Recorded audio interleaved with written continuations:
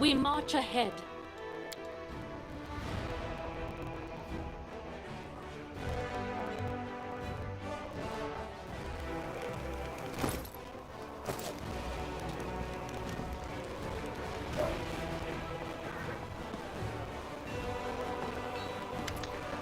Commander, allow me to say...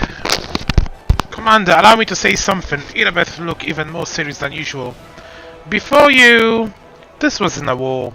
It was agony drawn out over decades. No one believed in victory anymore.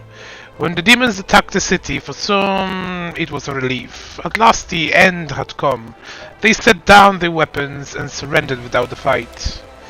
I felt the same thing, but I somehow got through on subordinate and vague hope that if anybody found Anivia's body, she might by some miracle have survived. And that miracle was you. You returned my beloved to me when I'd nearly lost all hope of seeing her alive again.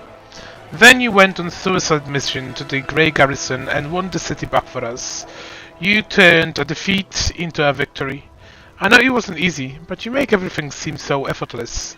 You do everything just like that, she says with a snap of her fingers.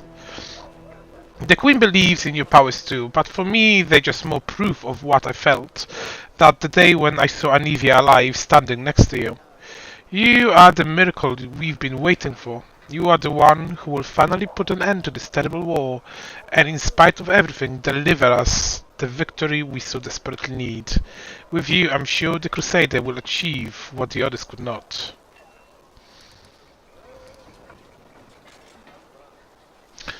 Well, it's hard to believe your origin is humble. You deserve a noble title more than many who inherit them. Elizabeth's cheek blushed a little. Thank you, Commander. It's an honor to hear that, especially from you. Every noble family begins somewhere. You must have heard that the recent story from the Stolen Lands in the River Kingdom. Just imagine coming from nowhere and making it all the way to the royal crown in just a few years. Sometimes I wonder what would happen if I managed to distinguish myself somehow. But then I push away such unworthy, selfish thoughts, of course. We don't fight for reward. The fate of the world is at stake. And yet, Irabel's blush deepens and she falls silent. So it turns out that the Queen had a counter-intelligence watching me. I wonder why. You think the Queen doesn't trust you? If that was the truth, she wouldn't have put you in charge of this army. My main task is to be your advisor until you've gained enough experience as a commander. As for counterintelligence, Anivia and I were tasked with keeping an eye on your inner circle, but you are not under suspicion, Commander. You are under our protection. I found a scabbard with your family name on it in the Grey Garrison. Irabet looks down. This scabbard held the Solman Hour, my family sword. My father once fought with it, and I took it when I left home to become a paladin. Alas, it was not stolen. I parted with my heirloom willingly to help someone dear to me. Anivia needed an expensive healing, and having no other way to produce the money, I pawned my father's sword. I think he would have understood. I'm sure he would have given up everything to help the family. I hope to redeem the solemn hour eventually, but there was never enough money, and soon the sword disappeared from the pawn shop altogether. I have no idea who took it. Seemed like I'll to part with my father's swords forever. It's foolish to part with your weapon in the middle of war. Perhaps I acted rashly, but I had no other option. No. Irabeth lovingly traces the name imprinted on silver.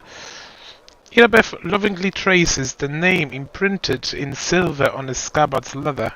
My parents were loyal servants, yet it wasn't enough to earn them a title or a coat of arms. Still, however humble our name might be, it is worth something.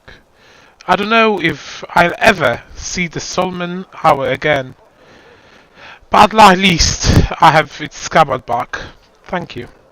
We need reinforcements. Can you get us more soldiers? Yerba frowns. When we began the march on Dresden, we chose speed over numbers. If I order more volunteers to be recruited, they simply won't arrive in time. We could pay mages to deliver the troops to the camp. Expect I doubt that our army coffers could afford it. If you can spare 7,500 gold coins, I will see to our reinforcements. You have your orders. Consider it done.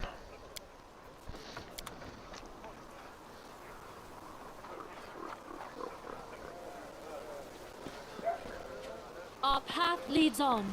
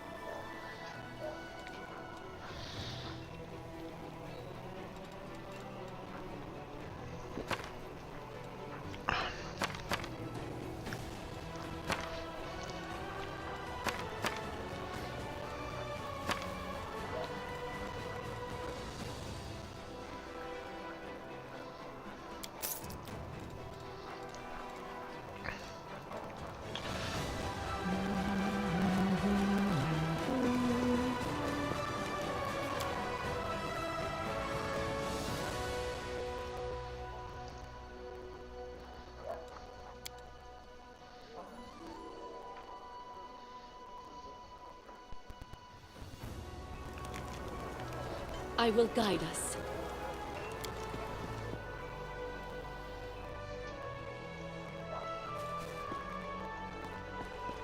I will see this through.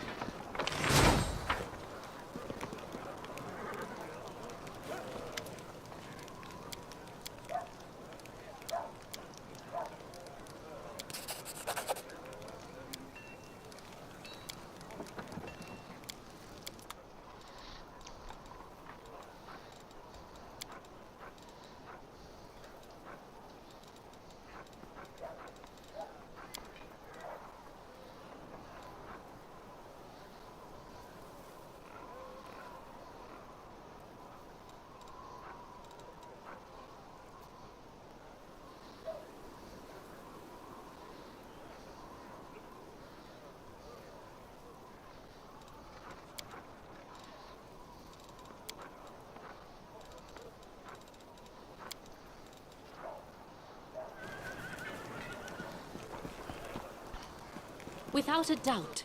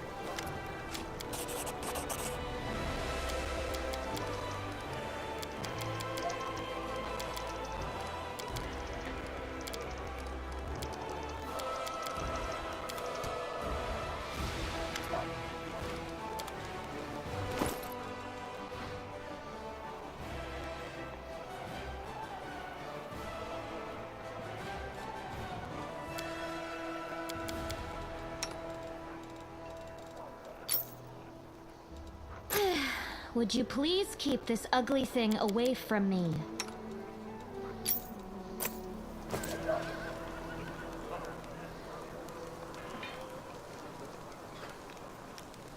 Forwards.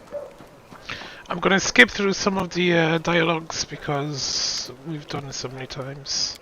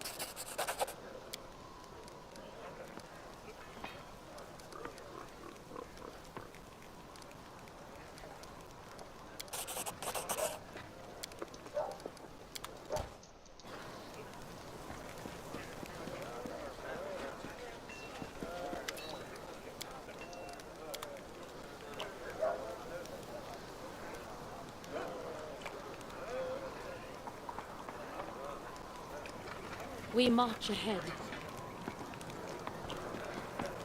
Hello again. It's a pity I wasn't there at the Grey Garrison to witness your feats of strength with my own eyes.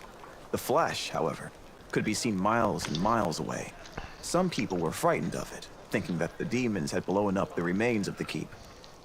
I, for one, knew immediately that it was a good sign. The light above the city showed us that there was still hope.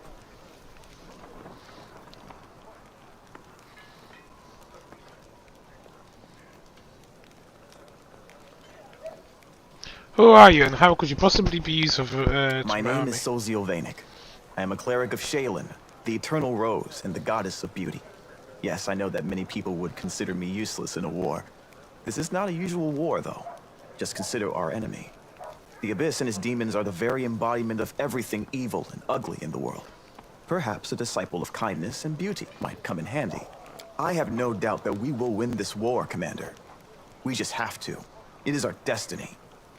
My role is to help you, and all those standing by your side in this struggle, to survive and flourish. Everyone deserves the chance to find peace and happiness in the world that they are defending so selflessly. My brothers and sisters in faith. They sent me for help and then... they saved my life, Commander. If the Prioress hadn't ordered me to escape the city and seek help, I would have died right along with them. Instead, I met Queen Galfrey on my way to Nerosian, and hurriedly returned to Canabris, only to find my friends dead on the steps of our desecrated temple. I want to draw them the way they live on in my memory. Wise, beautiful, and loyal to their goddess and their city to the very end. They did more than their duty. They gave everything they had to save others. Now it's my duty to make sure my friends and tutors did not die in vain. I will honor their sacrifice by making this world a bit more beautiful and kind.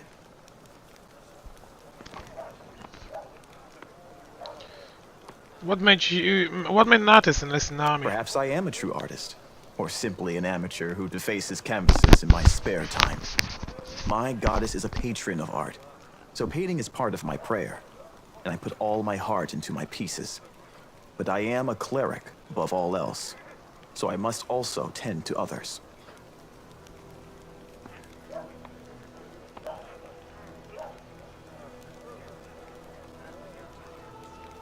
I went to war because here's where I'm most needed. Sure, I could be painting idyllic landscapes and offering empty prayers to my goddess, but that won't stop people from dying. My goddess has no tolerance for false piety. Yes, I have a personal request. Before we undertake our journey and leave Canabris behind, I would like to visit Martyr Zacharias' cemetery for a funeral. It's not far from here, and it's important. I would like to pay my respects to my friends from the Temple of Shaylin who died defending the city. Also, if it's not too much trouble, I would like you to come with me to honor their memory. Their friends and family will be at the funeral, and perhaps the commander's personal presence will bring them comfort. I know that you are burdened by many cares right now, so I understand if you can't find the time. But if you could, I would be sincerely grateful. You must be rather busy indeed.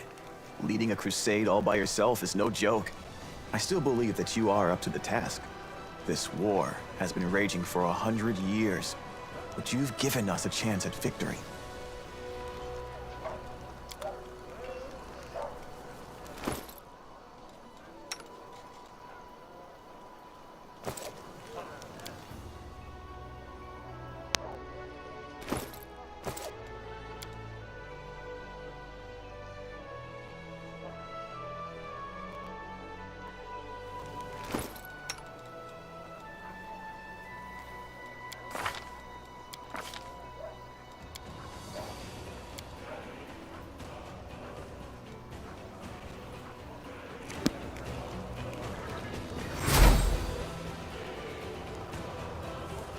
Our path leads on.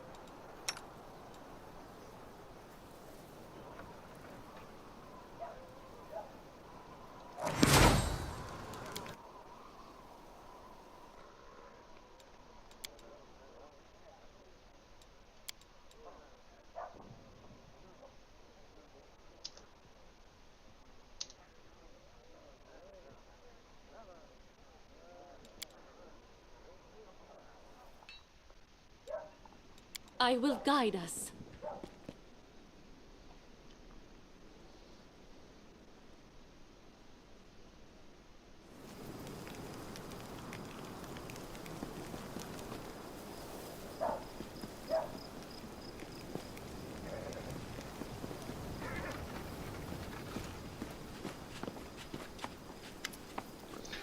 So you are the war chief now. You are going to lead us to free Sarkosis from this Fae.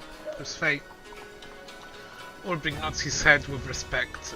I felt in the moment I saw you. This one is special. But that you go and get yourself a whole army in no time. That I did not expect. Well, does your newfound power feel... has it gone to your head yet? We're going to fight demons, not Fae. Fae, demons, angels. Ulbrich screws his head face and waves his hand in front of it like he's trying to get rid of foul smell. They are all the same spook. They could have stayed in the magical forest happy as a pig in mud, but no, they had to poke their funny heads into the mortal world. Hold on, don't change the subject, eh? What do you think about being war chief?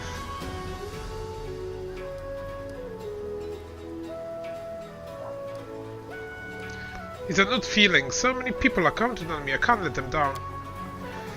Yes, it's a scary thing to be responsible for others, especially when you are not out picking mushrooms, you're taking them to war. Even if you win, some of them surely won't make it back home, and you are the one who had to bear the burden. Ulbrich runs his hand over his beard and shackles his head in thought. But I know you'll just be fine. And not because I've seen you in battle, although you are aware of a whole band of warriors in a fight. I know you'll make it fine, war chief, because you are not thinking about powers or honor. You're concerned about the people in your charge. As long as you hold on to that, you have nothing to fear.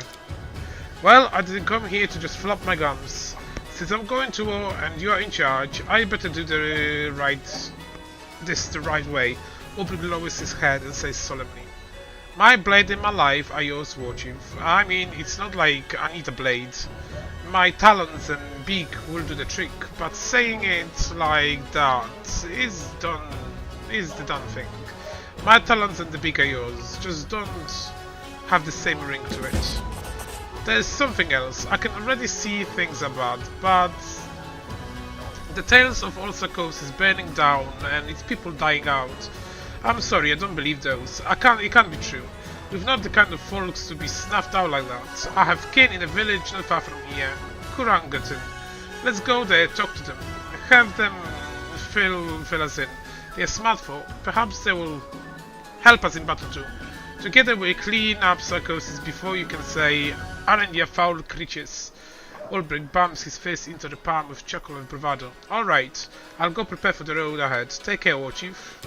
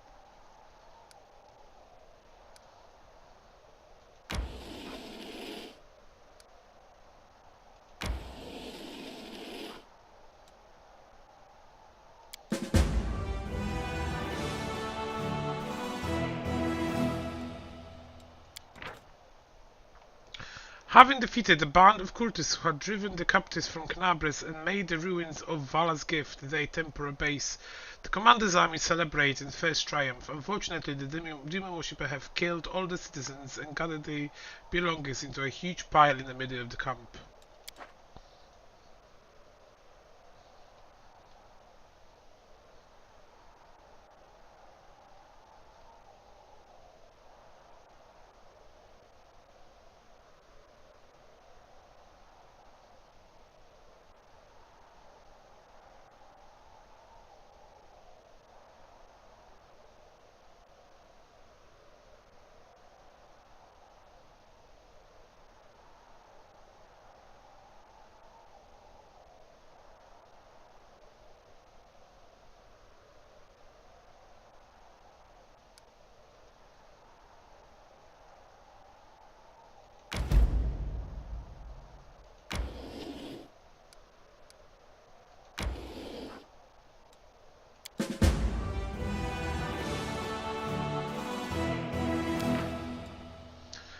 Crusaders stumbled upon a group of ragged and exhausted scouts. They set out on a patrol missing deep into the world wound, but then, when Canabres was attacked, they found themselves cut off and surrounded by demons. Surviving in such a hostile condition was not easy, but the scouts' sprint remained high and they readily joined the commander's forces. Having defeated the army, the Crusader has scattered the battlefield in search of trophies. The officers kept an eye on the process so that the whole valuable trophies go to the treasury and do not end up in the pocket of the lucky soldiers.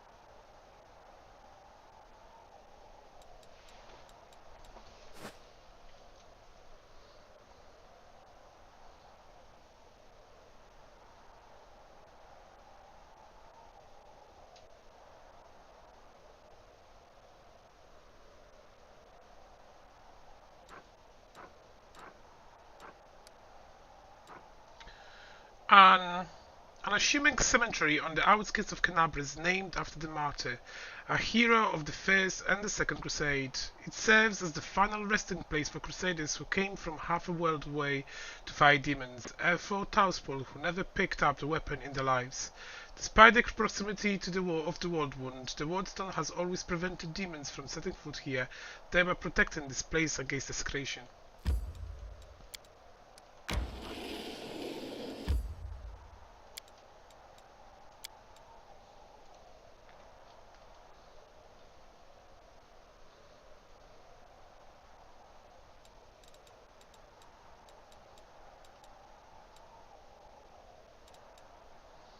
Move closer to your deity and to power yourself to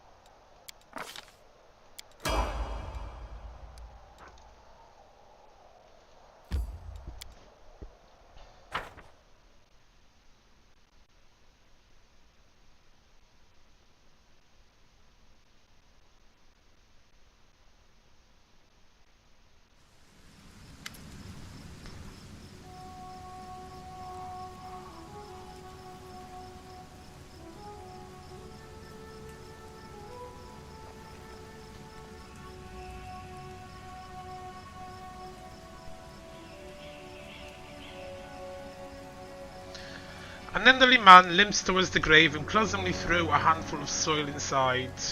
How unfair. They were all so young. They had their whole lives ahead of them. They sacrificed themselves, and an old cripple like me still lives. An elderly woman with her face bathed in tears steps up to the grave. She whispers, "The painting.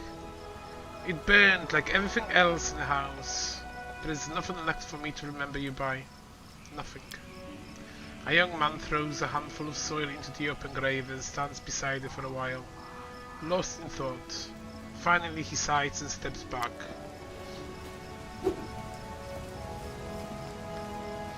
Sociel throws a handful of soil into the grave in front of him. He takes a breath and prepares to speak, but it seems that he simply cannot find the right words. The cleric wipes his tears-filled eyes, gathering his resolve, and says in a generic voice, "I wish you a warm welcome in Real. We will win this war, I swear to you. We'll banish this ugliness and evil, make the world richer, and let peace blossom in it. We'll make sure anything like this," he breaks into sob mid-sentence, then falls silent without finishing his declaration. "You fought honorably and remain steadfast in your duty until your final breath. Your deeds will not be forgotten." Sociel is too absorbed in his grief to hear you, but the other mourners aggressively raise their fists into the air, inspired by your words. "Glory to the heroes of the crusade. Never forget." "What is that?" An elven woman shrieked in horror, disturbed the atmosphere of silent mourning. Her trembling hands point at something that moves inside the graves. Suddenly a corpse climbs out of the ground, wafting a horrible stench from its rotten body. "It's a zombie! Run!"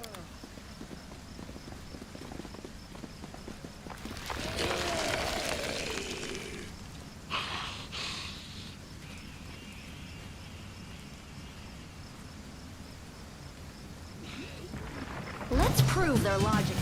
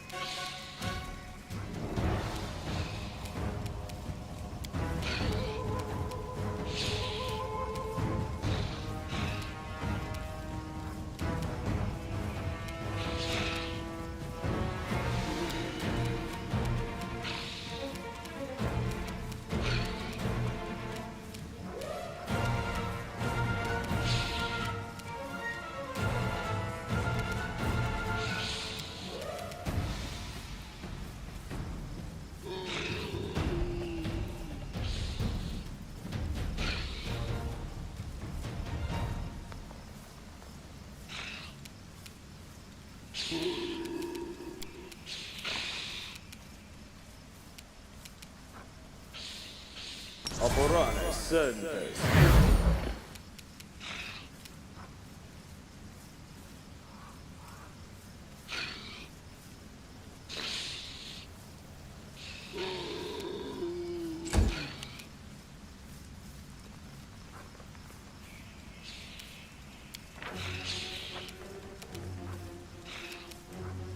Ona Arayana.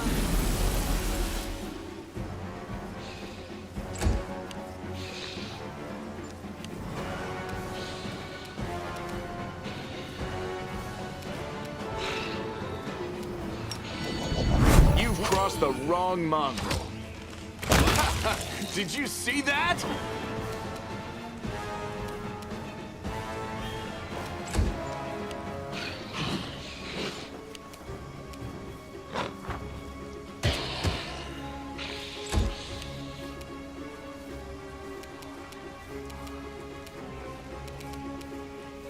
You should have listened to reason.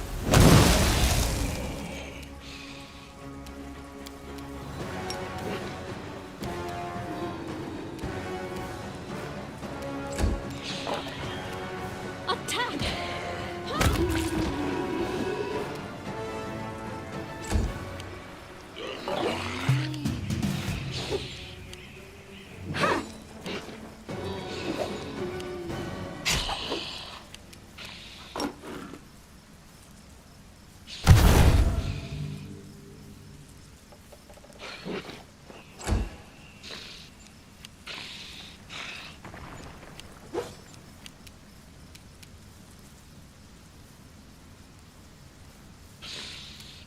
Aboraje Sentes.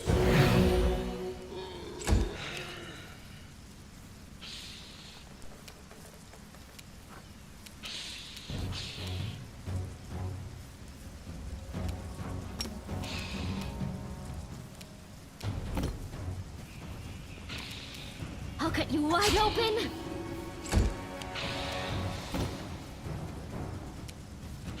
You won't survive me.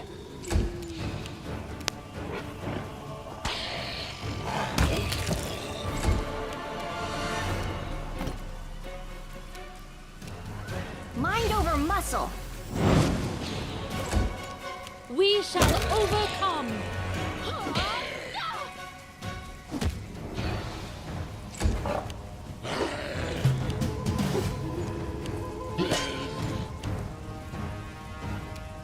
Into the fray!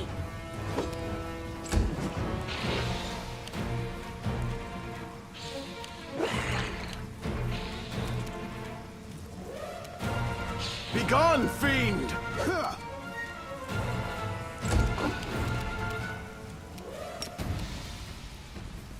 Irimosi Pradisi!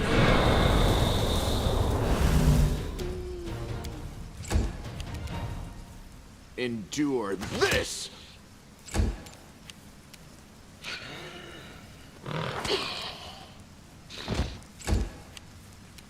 I'll remove this obstacle. Do not hold back!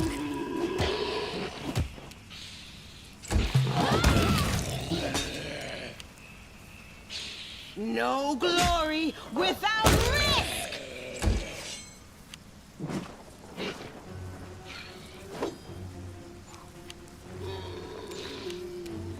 Fall!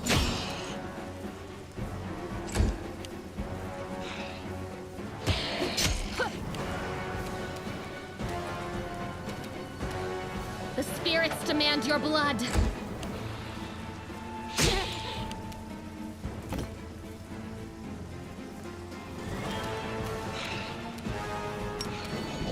Make every strike count.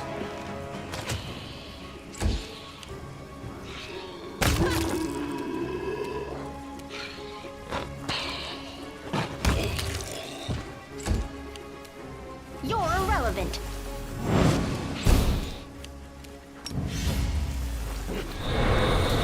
Strike as one!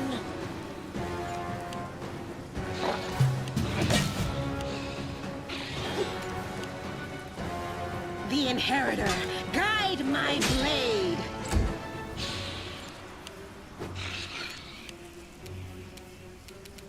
I will bring down the divine wrath!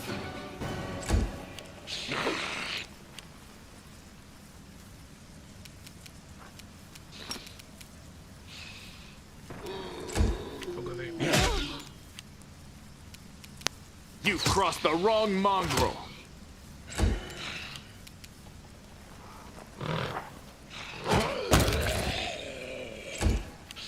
Mind over muscle. Attack!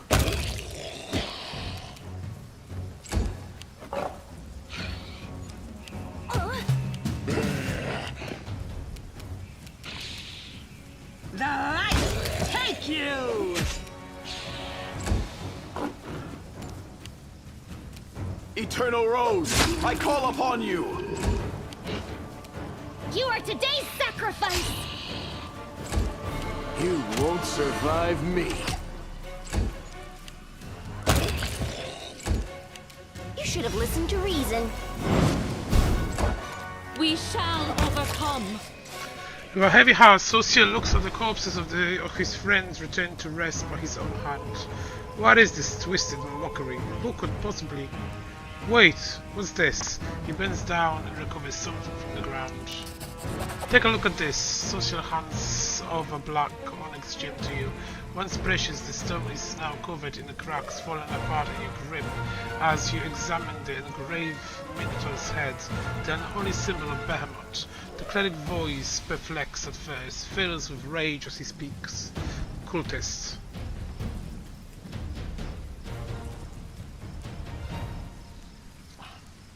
Simply murdering my friends was not enough for them. No. They had to come to the funeral and desecrate the graves. Looks like some of the townspeople were only feigning the grief. These demon worshippers are everywhere. Now I understand why the Inquisition of Canabras becomes so paranoid.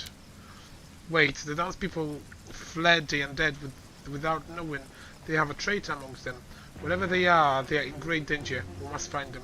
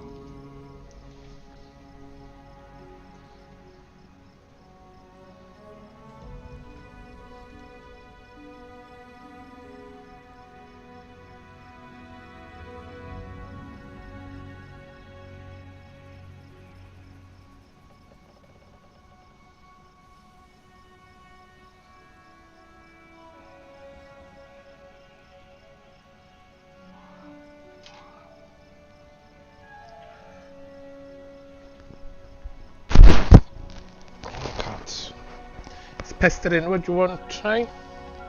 Cuddle. Do you want a cuddle? To give him 5 minutes.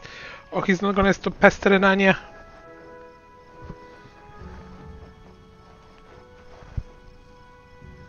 No, you know, he's gonna stop.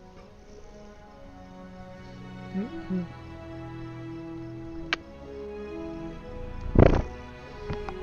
you know. Kisses. Kisses to my kitty.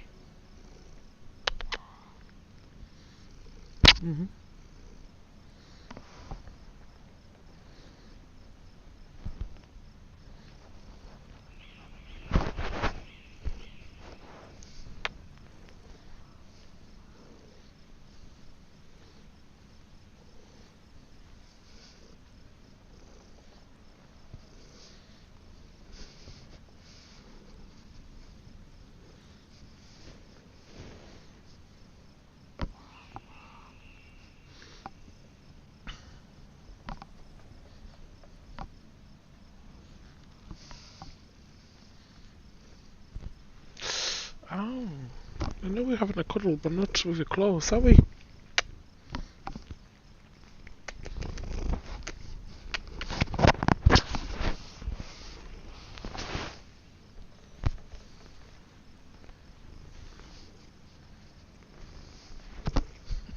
Stop it.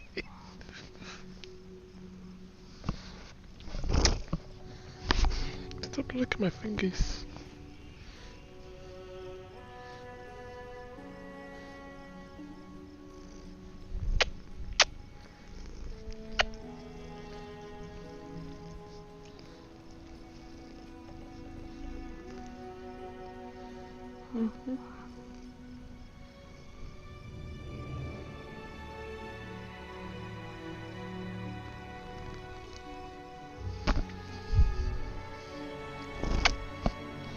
No snugging. Forehead kisses, that's about it.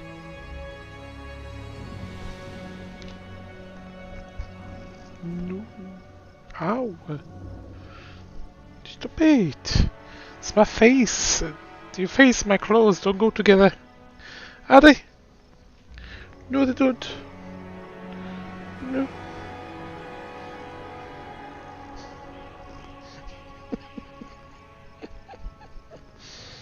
Put your nipple on my finger.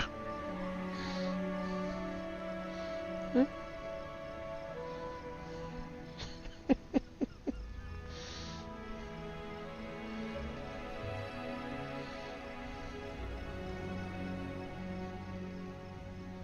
You're making me tired.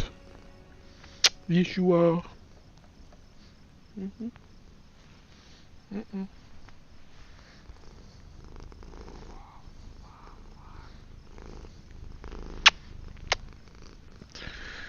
that enough now?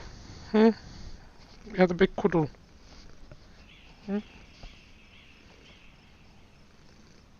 Just go for your bed now. Go and sleep there for a bit, eh?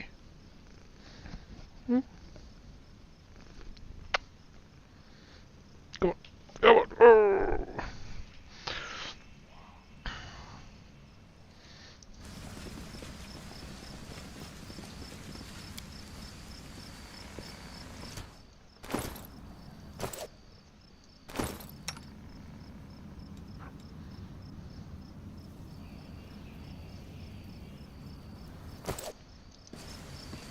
I am helpful, am I not? The half-rotten corpse of a woman shambles out of the crypt. She leers at you with her empty eye sockets and croaks out a few words. Thank the goddess, and thank you too. I know this is going to happen someday. They buried me alive. I hate to break it to you, but you're actually dead. How dare you! What utter foolishness! I do look like a corpse, do you? No, no, no. You forget yourself. You should be ashamed to say such a thing to a... And that Baroness wages her fingers at you in a jesting manner, but cuts herself short, staring at her own hand in order. What? How? This simply cannot be. I shan't permit it. I'm afraid it's true. I am truly sorry. This graveyard was desecrated by a necromancer. It seems that he disturbed you to your rest as well. The dead woman covers her face with what remains of her decaying hands. So I died. But even in death, this accursed servant of the abyss torments me. Can nothing be done? Perhaps you can lay me to rest. I quite enjoy my life in this world, but now that there is no place for me here, no, this is miserable form. How did you awaken? Do you remember anything?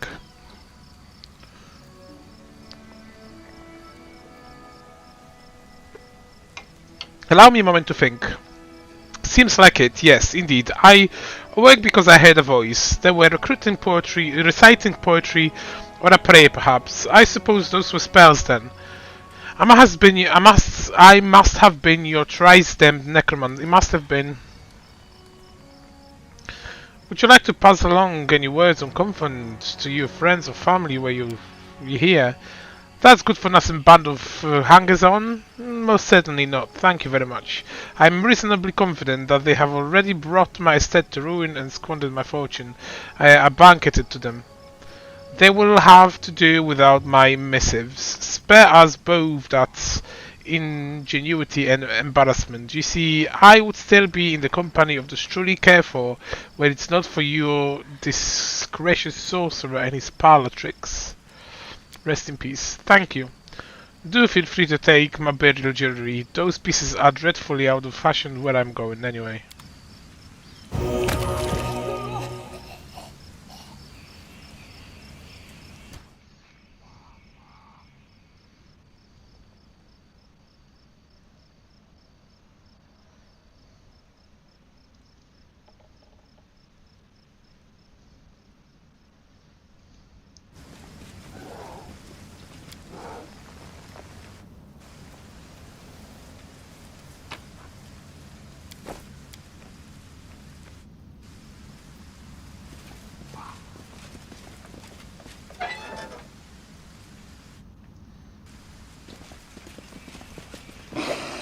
Yet another obstacle.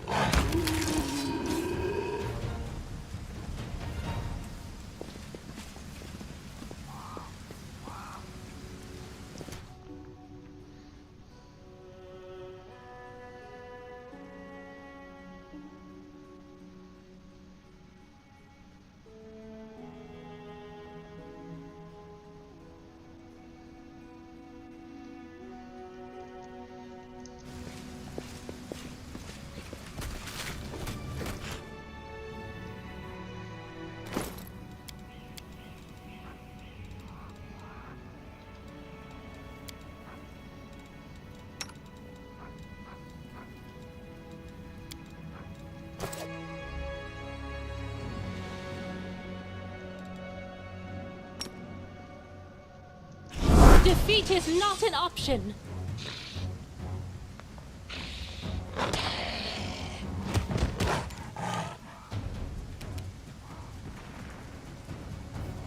Endure this!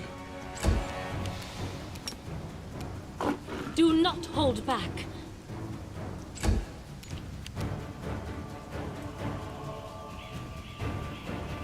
Into the fray! You're irrelevant. I'll remove this obstacle.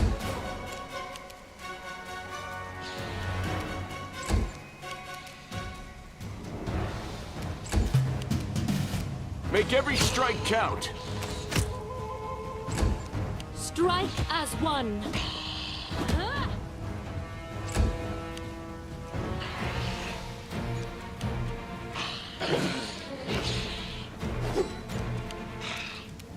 The Inheritor, guide my blade!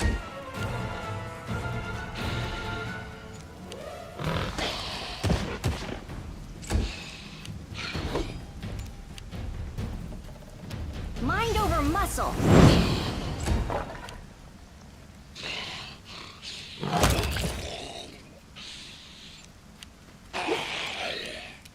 Go for their hearts! Begone, fiend! You've crossed the wrong mongrel.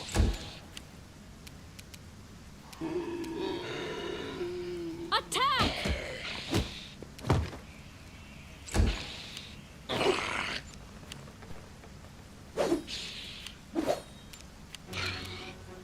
The light, take you!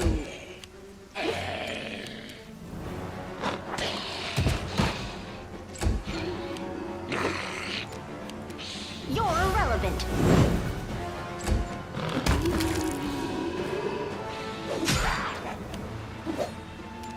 I'll cut you wide open! Fall! You won't survive me. We shall overcome. No glory without risk!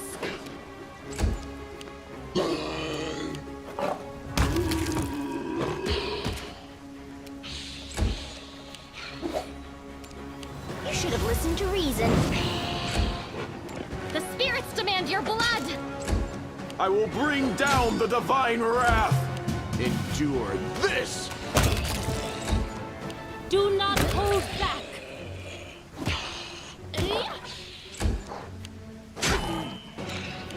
The Inheritor, guide my blade!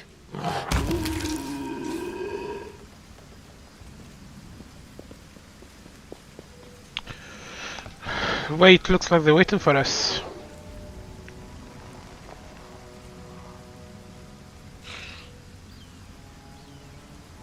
There are a whole squad of undead guarding the door. Maybe we should look for another entrance.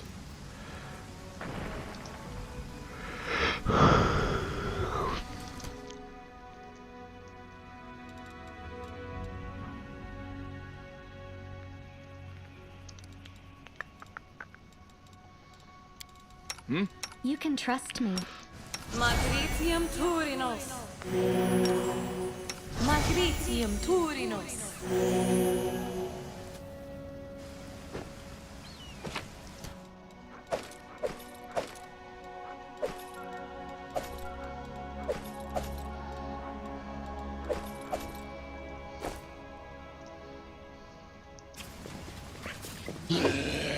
Save the last one for me.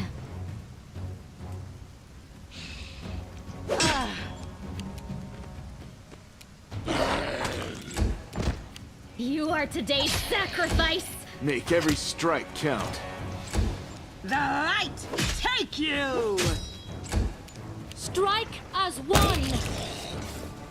I will lend you my aid.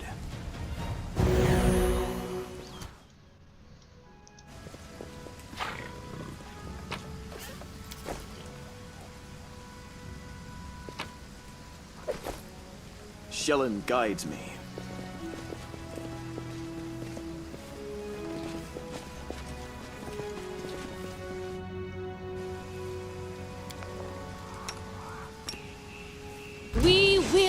sail.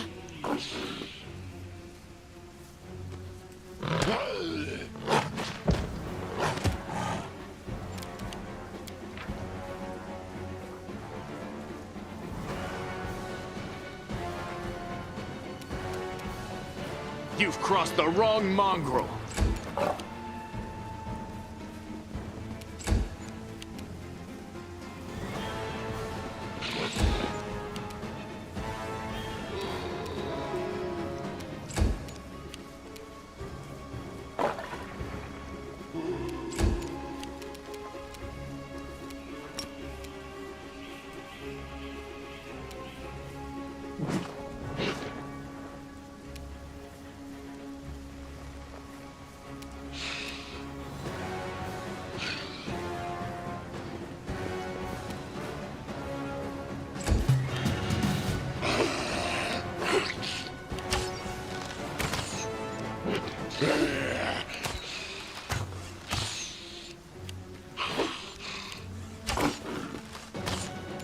You won't survive me.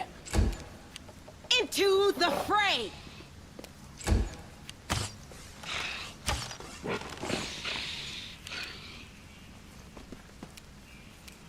Go for their hearts!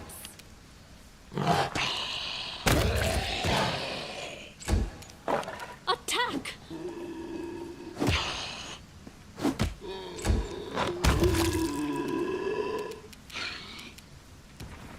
Eternal Rose, I call upon you!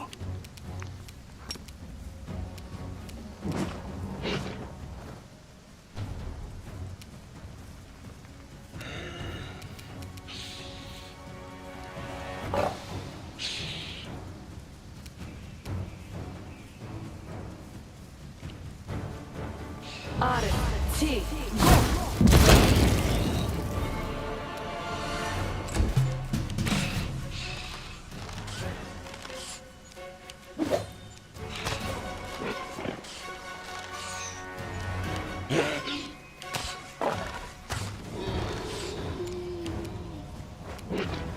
Endure this!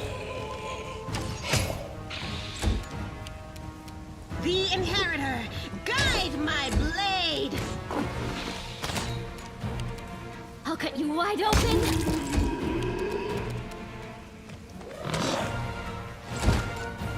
We shall overcome. Begone, fiend! I'll remove this obstacle.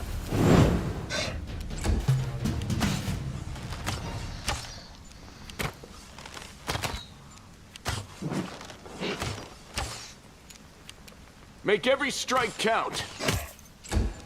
The light, take you!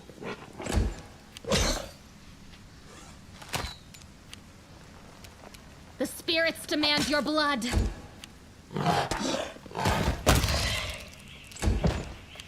Do not hold back. Fall! You're irrelevant.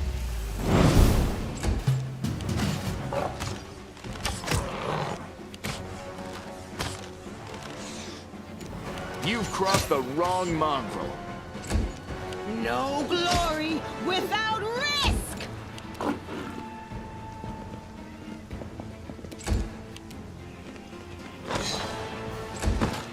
Strike as one. I will bring down the divine wrath! Mind over muscle.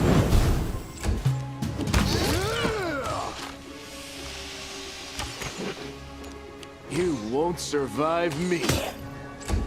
Into the fray! You are today's sacrifice!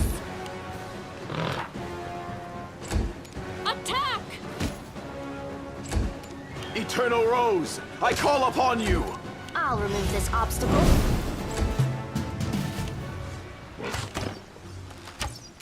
Endure this!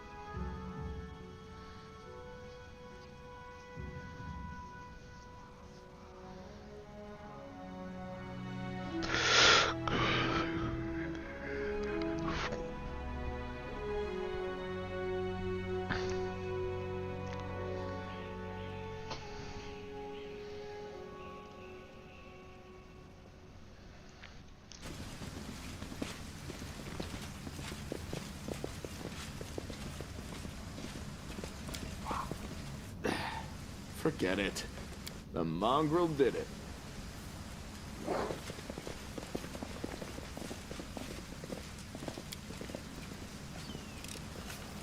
I hope you appreciate this.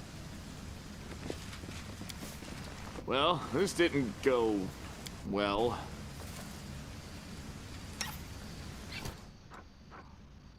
Let us not hesitate.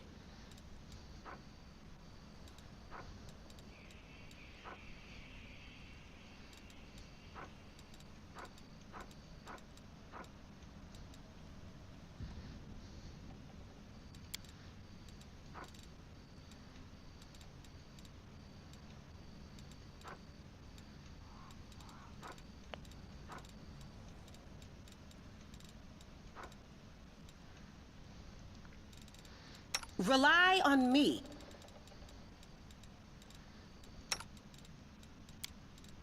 Are we in trouble yet? I heed the voice of the spirits.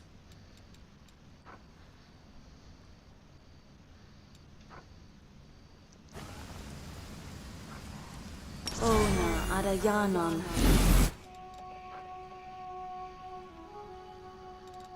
We will win this war.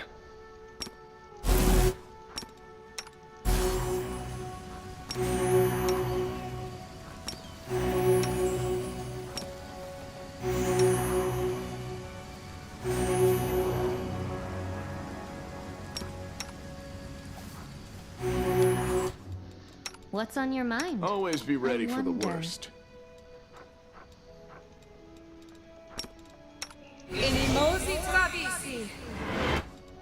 Are we ready to move out?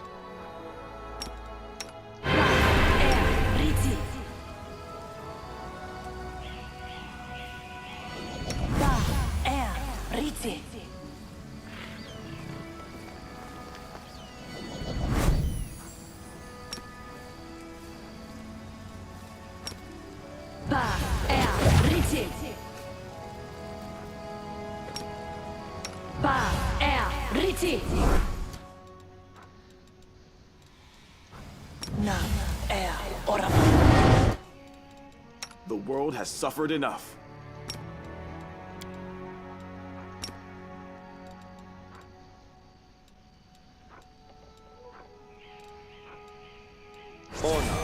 Aeon.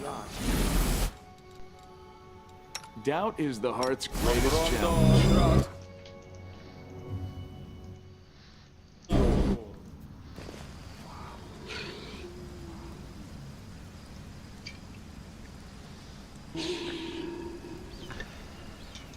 Who are you? What do you want?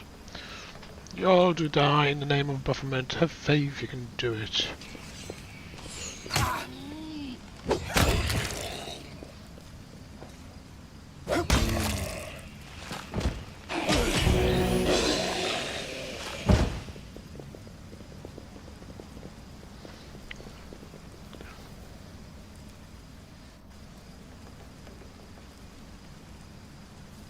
This is the end of your blasphemy of magic. I won't let you harm the living or the dead anymore. Do you think I need your permission? Hey, you bongers, stand up and kill.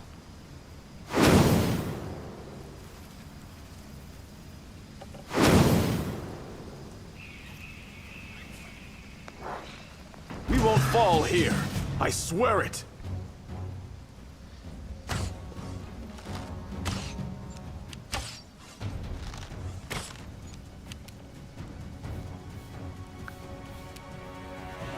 Go for their hearts! Make every strike count.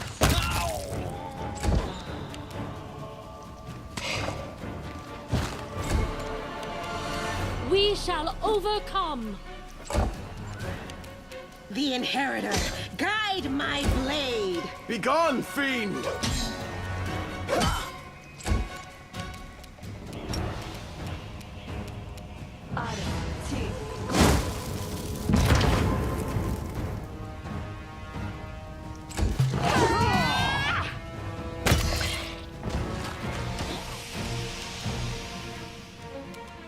I'll cut you wide open! You've crossed the wrong mongrel.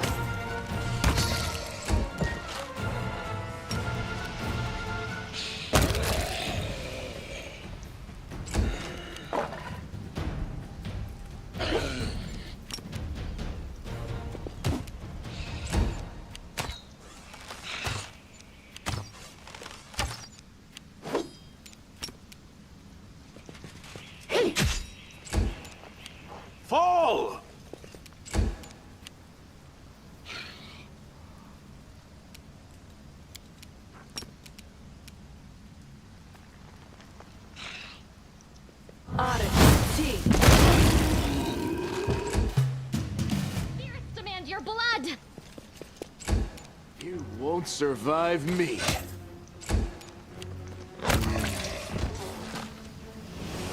That was nice and easy. I surrender. Stop. I give up. Don't hit me. The young man in the black robe threw his hands up in a dramatic gesture. You damn rat, how dare you! Suddenly Social becomes a totally different person. The artist's delicate hands clench into face while his voice comes out as a menacing roar. He leaps on the necromancer and breaks his nose with a single blow. You scumbag, I remember you. You came to the temple begging for healing just a month ago. We fed you, we shared our table with you, and took you in. Then go. I don't even know what I'm going to do with you. Stop it! I surrender! You are... Social ignores the necromancer cries of pain, punching him right in the teeth. The necromancer spits blood but continues, fighting past the wheeled blows of his incredibly bruised and buffed face. You are the priest of Shelyn. I surrender, so you have to spare my life. Your goddess demands it. Don't listen to his lies. He deserved death. It would be justice to kill him on the spot. Is that lawful?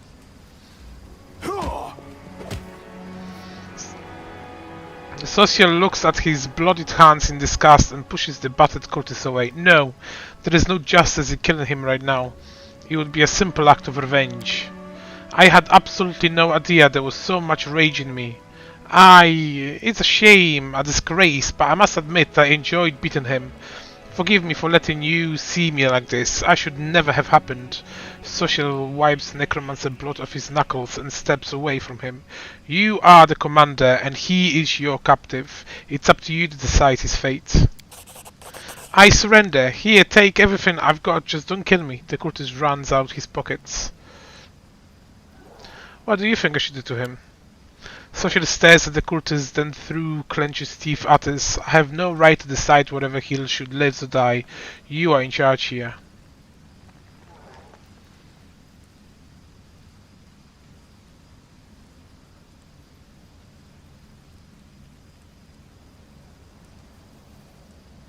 I will send message with orders to imprison the cultist. His deeds will be punished to the fullest extent on the law.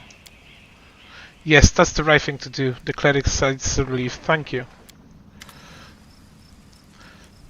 Social examines the devastated graveyard, then diverts his attention to the terrified townspeople. It's all right. You're safe now. We should bury the bodies again. This is the place of peace, and we must not leave it desecrated like this. The townsfolk are clearly terrified or even looking at the fallen undead, but Social's soft words reassure them. As they work together, the graveyard soon regains its tranquil appearance. After a prayer, Social bows his head before the graves of his friends for the last time. May the eternal rose grant them peace at last. Let's be on our way. We have many more innocents to protect from the horrors of this war. Oh, another level up!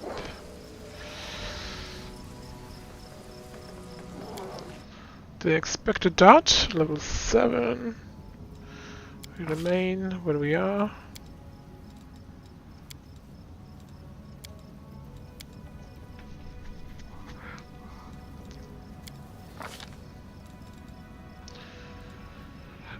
We're gonna have combat expertise. You can choose to take the melee attack rolls and come.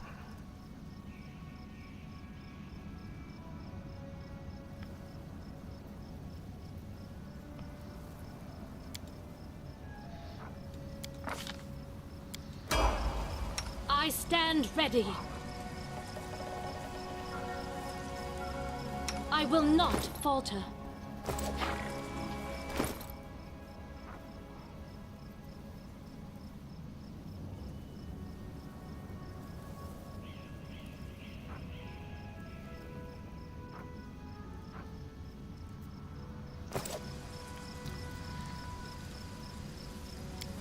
That was nice and easy. Sila! Level 7. We are back to Paladin.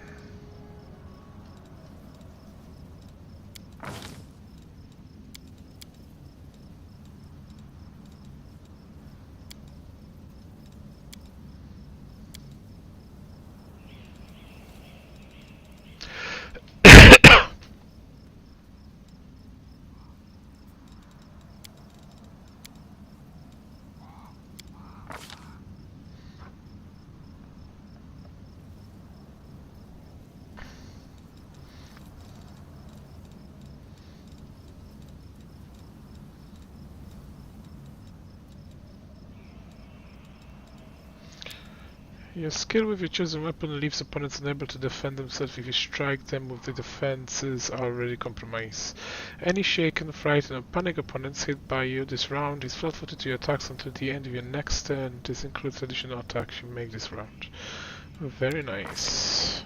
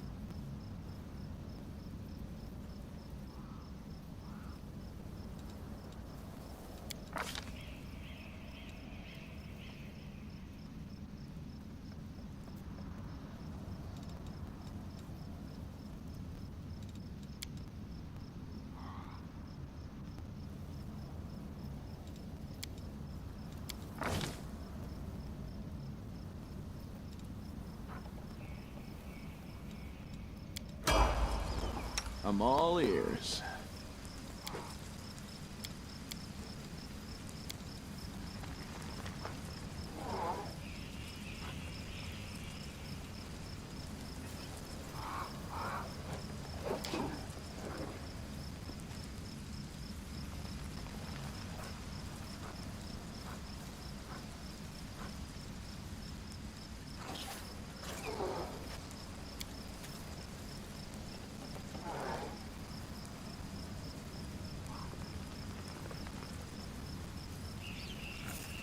You are my favorite aide.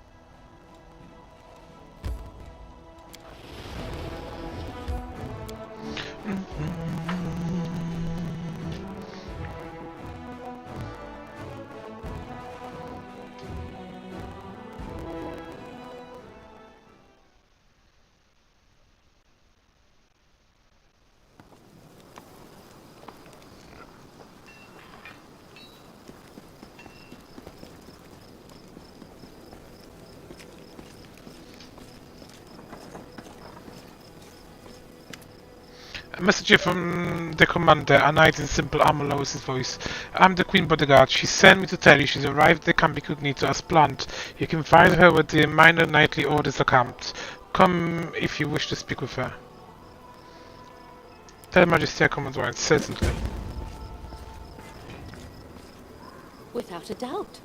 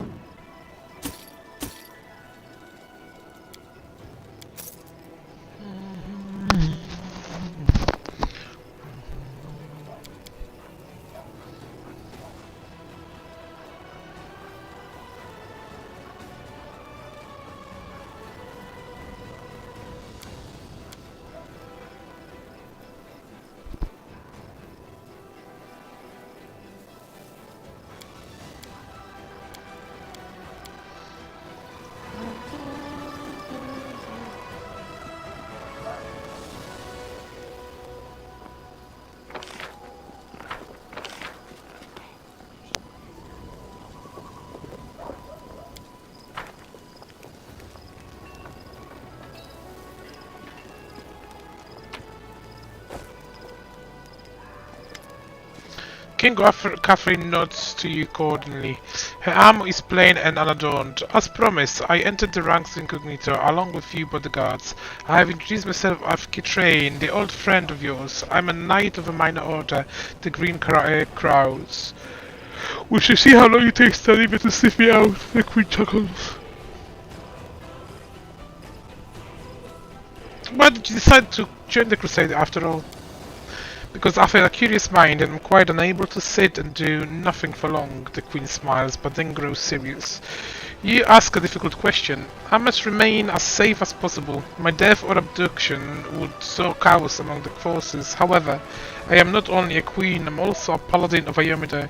It is not my nature to sit in a place with my sword sheath. In a manner of speaking, your request was simply a convenient excuse for me to be where I belong, crusading against the demon hordes. Besides, I'm curious to see my new knight commander in action. I have a question for you as well. Why did you wish me to join the crusade?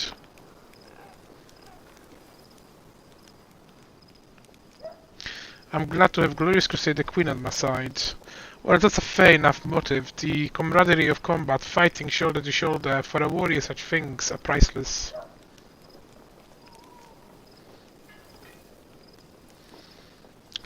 May I ask you a personal question? I've learned so much about Queen Galfrey from chronicles and legends, but what about the other Queen Galfrey, the ones that historians and bats cannot see? The Queen smiles fairly. That Galfrey is an old woman weighed down by the great burden. She has not lost her passion, and she will make the feathers fly when the time comes. Mendev is lucky to have such a queen, and I'm twice as lucky, for she agreed to fight by my side. The Galfrey arches an eyebrow.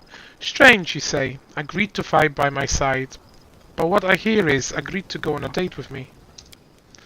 Do you really think that you are the first person to attempt to charm me with such words? You are not. If you want to impress me, you will need to do better than that. How does it feel living for so long beyond the natural limits? You are over 100 years old, my queen, aren't you? Still, you sound like a prosecutor at a trial.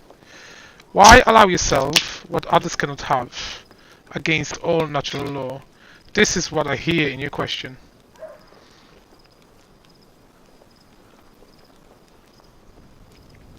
The queen frowns. But ruler benefits from criticism, do they not? I shall answer thus. The decision to prolong my life was not mine. It was the decision of the Church of Ayomida. The Sun Orchid elixirs have been paid for by the Church. The priest determined that I was needed in these dark times, both as a ruler and as a chosen paladin of Ayomida. I accepted the decision, and the great responsibility entails. Why would you entrust me with Deidre? The Queen smiles. I saw such a wonderful opportunity to teach the Count a lesson and just couldn't resist. Honestly, I expect you to dismiss him forthwith. The Count would have been forced to return to the court a laughingstock. It would have been a truly sobering experience. There is nothing more disgraceful for a Mendivian nobleman than to be discharged like that. Deirdre Arande, the Queen shook her head. He was such a lovely child. His mother, Lady Ciela, was one of the most gracious people I ever met. She was amiable, yet decorous, and truly kind. Bonds of kinship among the nobility are on the whole highly practical and only useful for forming alliances. But Countess Ariande managed to become a true member of my family. I suppose that is why I spent so much time believing her son to be a better person than he actually was. His company is a heavy burden. Still, I must admit that I'm quite pleased that you decided to keep him on a companion. There is a small chance that once he has a true taste of the Crusade life, he will finally cease to mock the Crusaders as cynical as he's wont do. Why did you give me that of the commander in an army? Because for 100 years I have protected my lands trying to drive the demon horde back into the abyss. I have tried every right and rational method. The Queen affords herself a brief grim smirk. My armies have been led by the greatest generals, even Aeomida's angels. My goddess Herald created the Wardstorm for us. We have tasted victory more than once, but we have failed to close the war wound. As for you to call yourself a stranger, you are the savior of Canabras. Hundreds of its people saw the power that descended upon you and turned the demons into dust.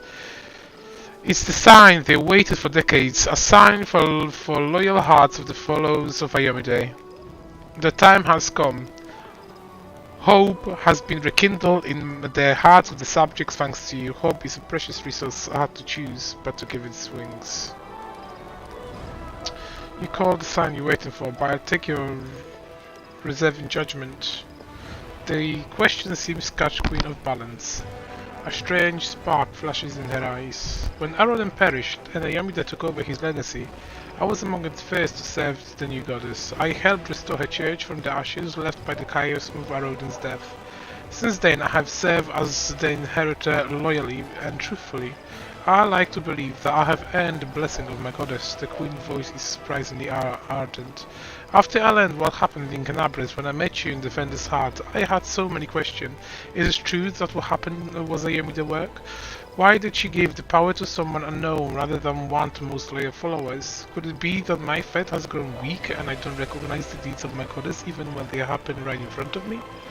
Is the goddess somehow testing me? These doubts were like poison. But I refused to let them poison me, the Queen finished strongly. I gave you Nami, declared your Knight Commander. I accepted, and as you would anyone chosen by the goddess. Don't forget here, I'm the Kid Knight, the Knight.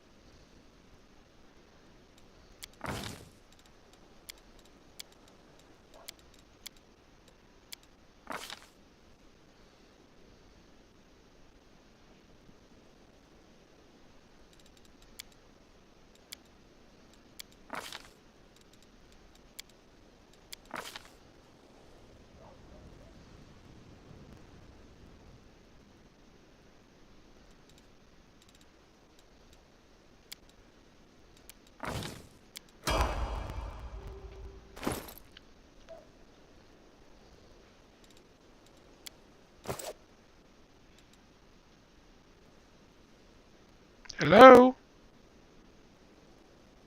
Phil?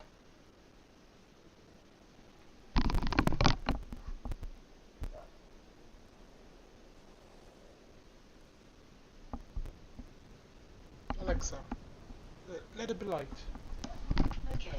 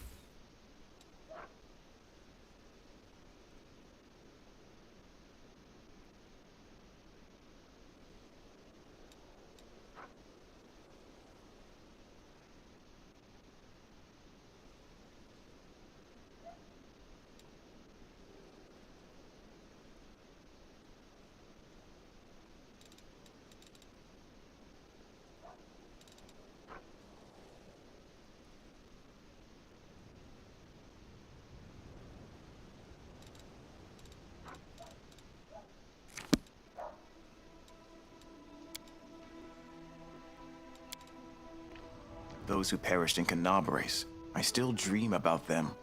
Sometimes I see their faces in the crowd. Tell me, this will never be over, will it? No. The ones we lost, they'll be with us forever.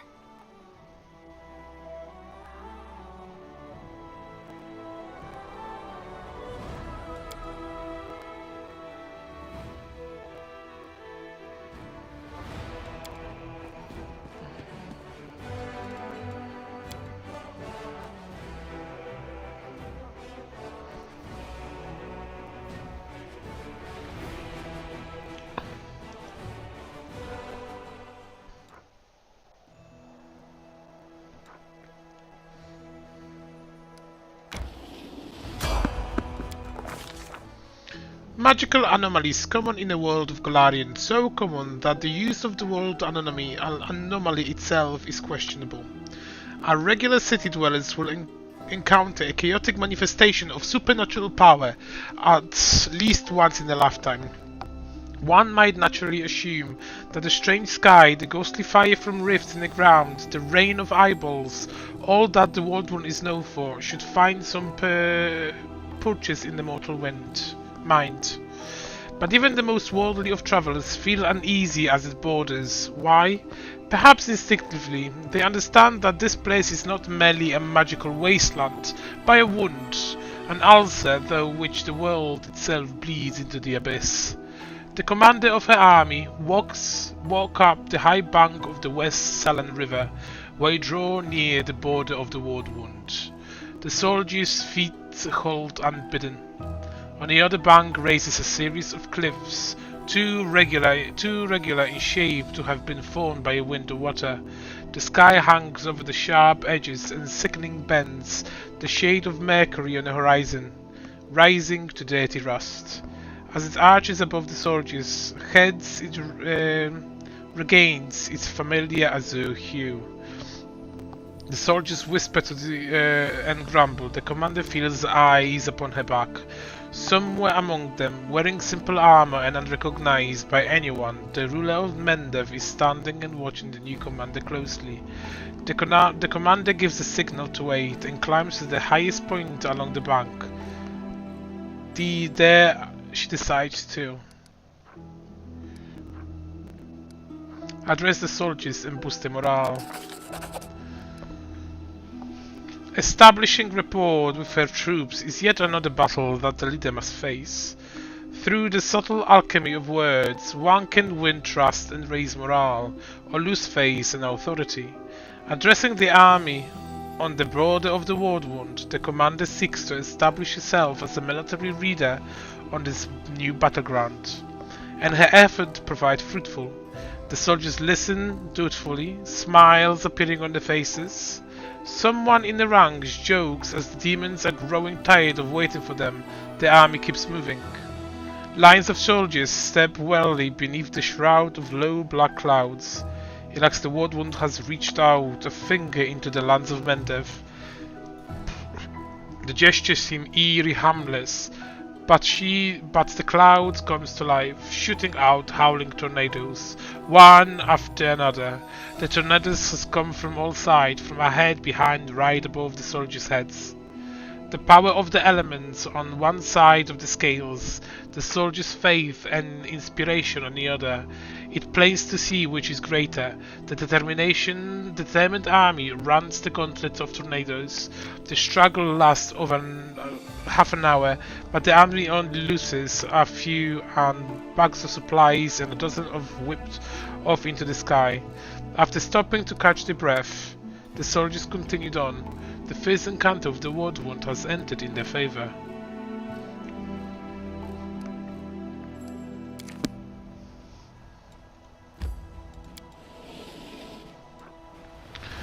The camels set off by the Househeart, a small order of only a dozen crusaders. Soon the merciless rain and wind will erase all the traces of the side, but for now they are still visible.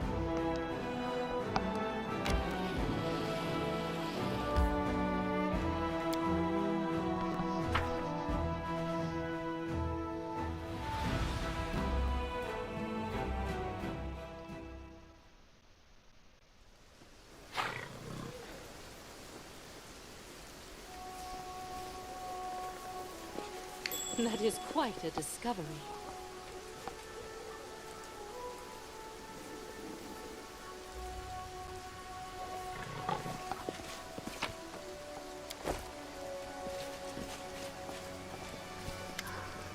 We're finally here. Aeon and Cole must be around here somewhere, and Jenna too. If they gave him permission to leave, there they are.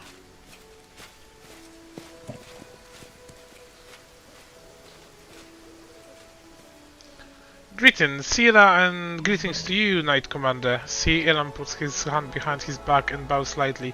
Then he casts an inquisitive glance at you. He seems less friendly than he was the day you met in the Defender's Heart. Gianna put her hands on her hips. She looks even more dashing than usual. Aeon is feeling a little shy. He thought he asked for help from a couple of nobodies like us. But now you've turned into the savior of the Canabres, Knight of the Fifth Crusade, marked by Yomi the Blessing, and you still came to help him dig through a pile of junk. Sira frowns a little. Let's not talk about it. I assure you, I'm the same Sira, you friend from the League of the Cards, and we came here to help you look for Elan's ring. By the way, where's Curl? He didn't come with us. He said an old wound has acted up. Alright, my friends. Since we are here, let's finish this mission quickly. I really don't feel comfortable bothering the Knight Commander with my personal problems. What does the ring look like, and where should we look for it? The last time I saw the ring, it was with my things in a traveling chest. Now the camp is totally disarray. I don't know we'll ever find it. The ring is made of a shiny silver metal with a deep blue-green jewel. You can't miss it. Master Derek is not just a jeweler, he's an artist. There is no mistaking one of his creations. Sounds delightful. I wish I possessed one of Master Derek's fine works. I've seen them from afar, worn by visitors to the Gwen mansion, but I never held one before.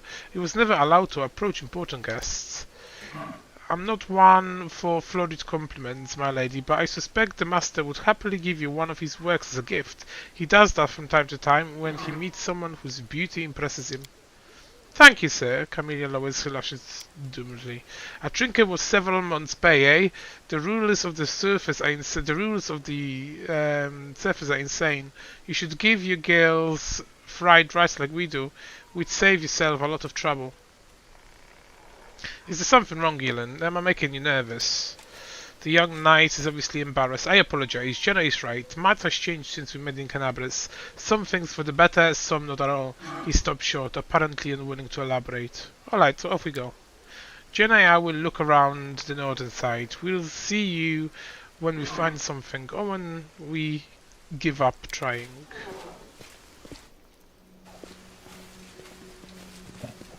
I was successful in my search. I found something.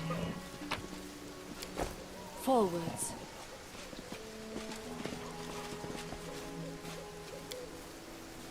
It went splendidly. Tom Bag of the Hunter, a small but noble order of crusaders.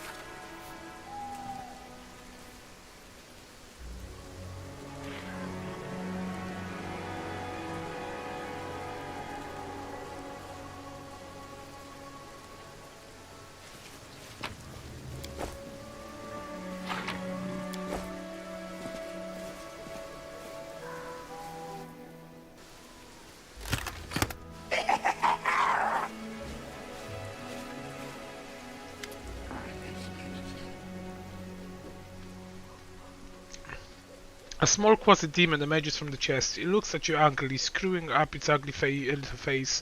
It is holding a shiny object in its paw, a sparkling silver ring with a large blue-green jewel. It's mine! Mine! Ella, look this creepy thing. What is holding? I've seen one of those before. These small demons like to tease and bully, but it will bolt it that seems real threat. Let's surrender it and attack all together before it can figure out what's happening.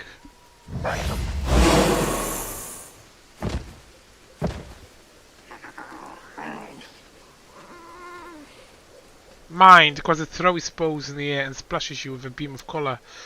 You hear innocent giggling. The demon is jumping out and down, throwing the rings into the air and catching it. Mine. Ellen, Gianna, Scylla glances at the friends and turns to you. They're all alright. I'll come around soon. Quickly, Carapola. Let's catch the little rascal before he turns off his... He will escape with his ring, basically.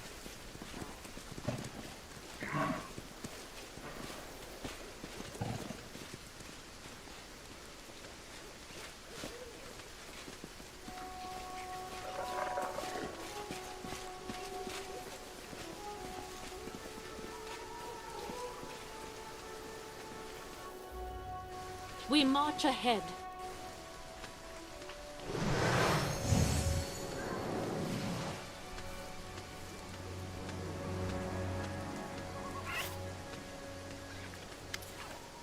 Before Ella manages to get to the closet, the halfling girl appears right next to it, quiet out of nowhere. He snatches the ring from the demon's paws. You mustn't get it.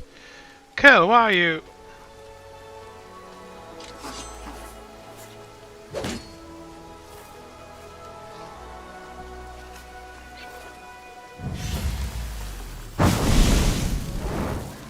Thrusting herself between Elna and Cole, Scylla barely managed to absorb the blow aimed at the halfling. Stop, Ellen, have you gone mad? He's using a summon spell, why didn't you stop? Stand with me.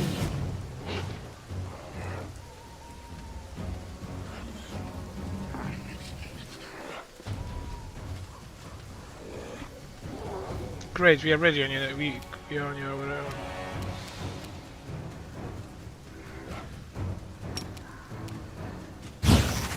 Endure this!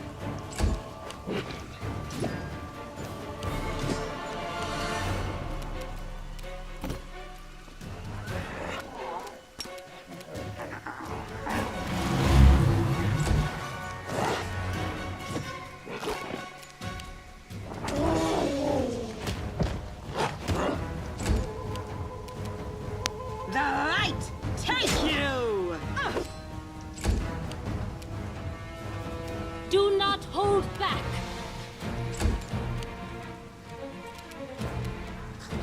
Aporon Sentes.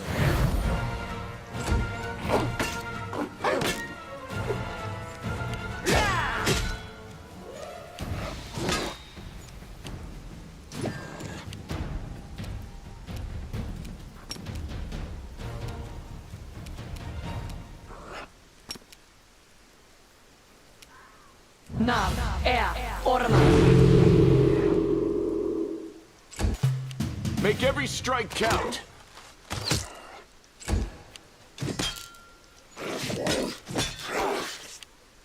You are today's sacrifice!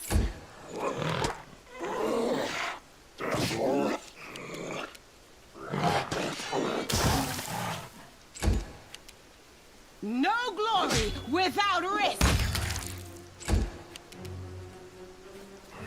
Strike as one. I will bring down the divine wrath.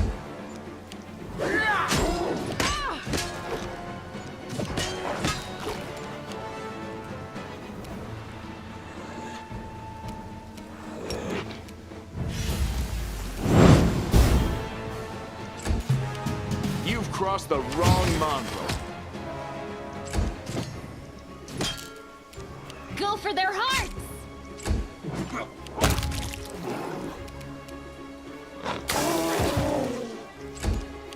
Into the fray! Attack. Eternal Rose, I call upon you!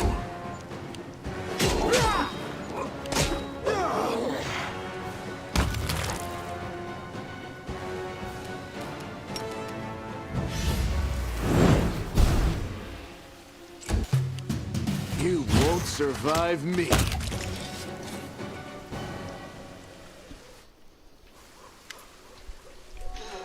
Ellen, what are you doing? You nearly cut down Curl without a second thought, without a trial, without even knowing if he was responsible for all of this. He might be a victim himself. What am I doing? He lured us into a trap. Cole was the only one who knew where we were going. He knew we thought you were. There wouldn't be anyone in the camp besides some small harness demon, so he set a trap. I wouldn't be surprised if the demon master had him targeting the commander from the start. Talk about believing in the redemption of scoundrels, Alan Scarfs.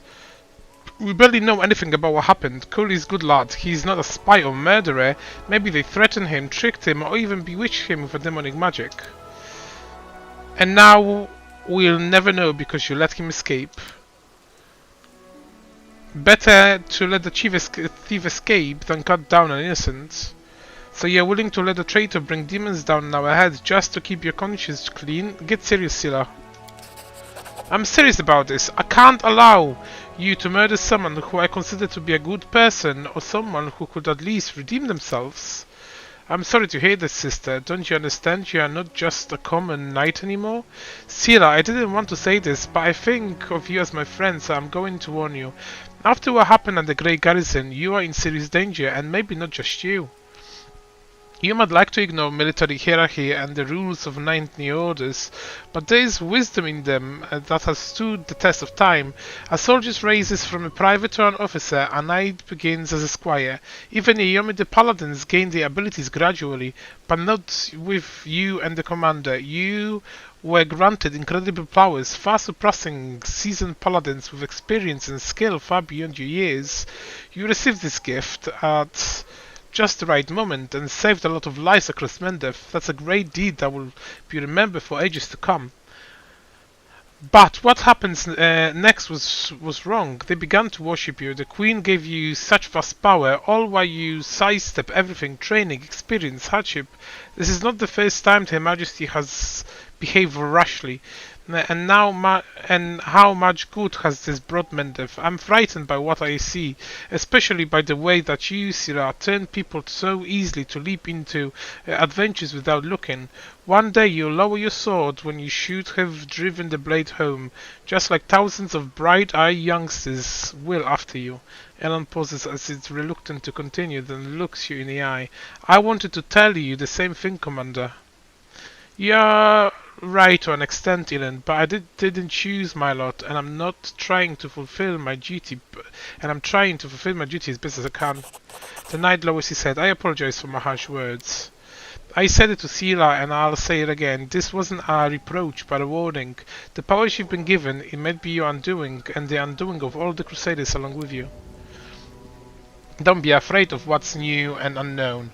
We need to bear in mind our responsibilities. Whatever was given to us, we can use it for good. In any case, forgive me for wasting your time and subjecting you to a danger here. Now at least we know that Curl is a traitor and Jenna is a coward ready to abandon her friends when we are going gets rough. I hope we all learned a lesson from this mistake. As from that blasted ring, to hell with it. Kiana won't love me solely for the gift I bring her. Ella makes no attempt to conceal his disappointment. Nodding goodbye, he lowers his head and walks away. Sheila watches as he leaves. His expressive eyes are filled with sadness. Everything became very complicated all of a sudden. Please, Kalalpala, let's go back. And I'll like to talk with you about it later. I have a lot to think about.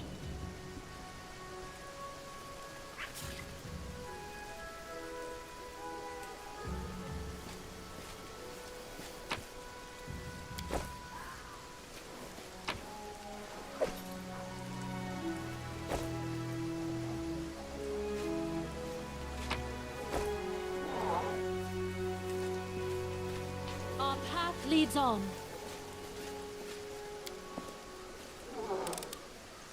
I am helpful, am I not?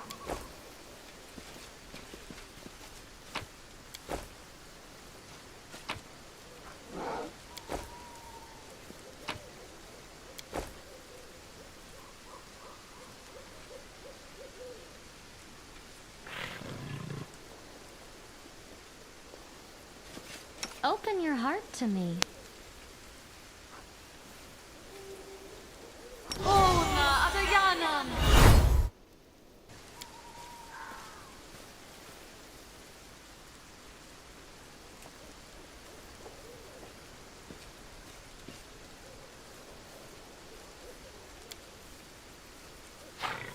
They will break against our resolve.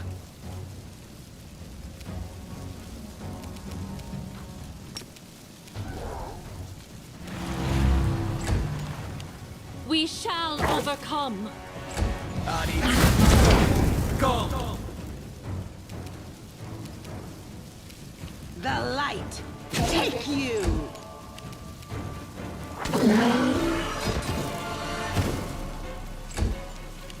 Endure this!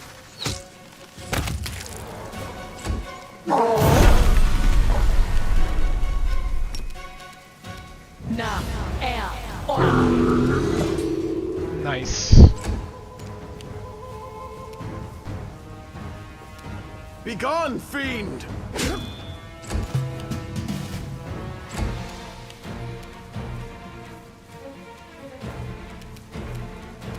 Do not hold back.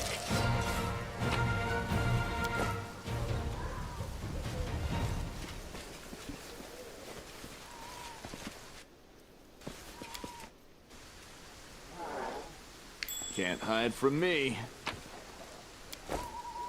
Together we stand.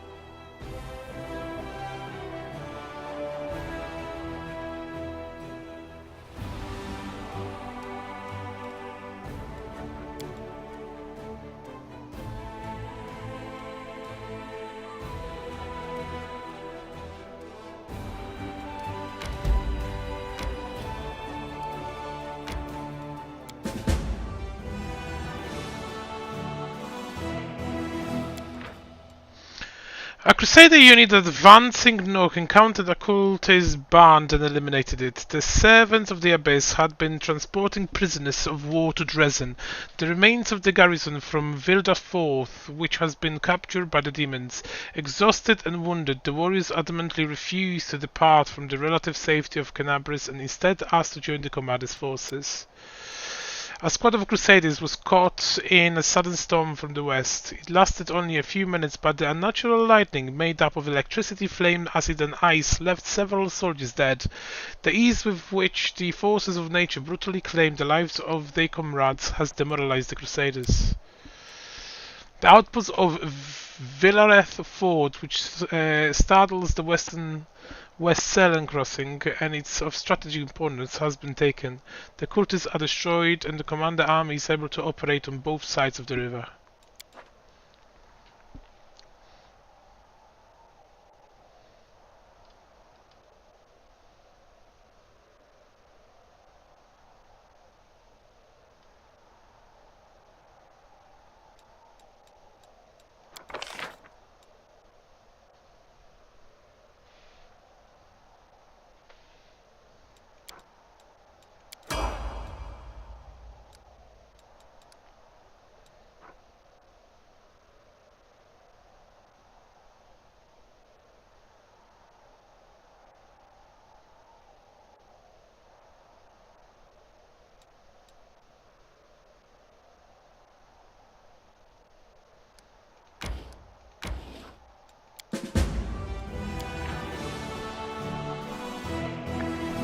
The Crusaders duly punished a group of mercenaries who had become enticed by demonic gold and turned their blades against their former allies.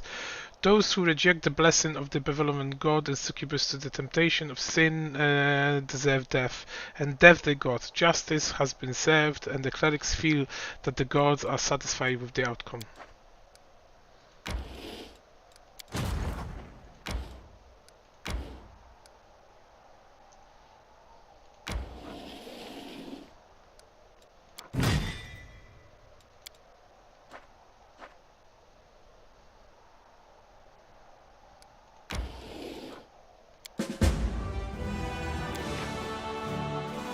A corpse in an Entatescawa cave bearing the emblem of the crusade was leading the undead squad. They battled until they ran out of bolts and desperately tried to conceal his crossbow with his own body even when soldiers were hacking off his limbs.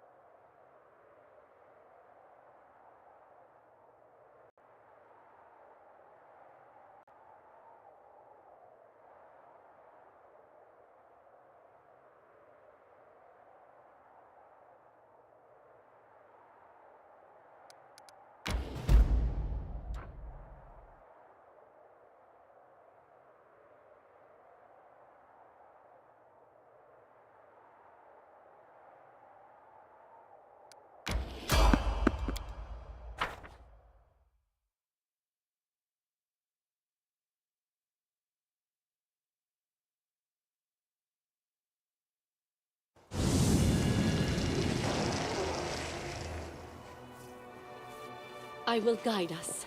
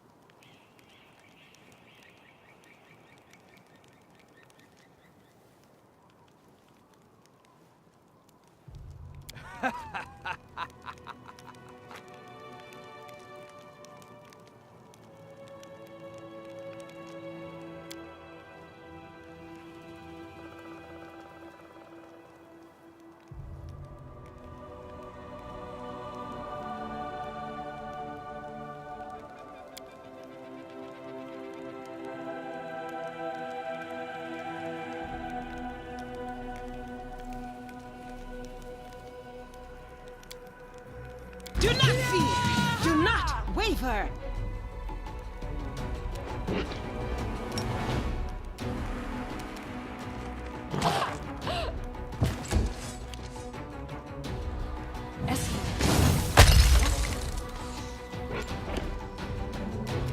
Make every strike.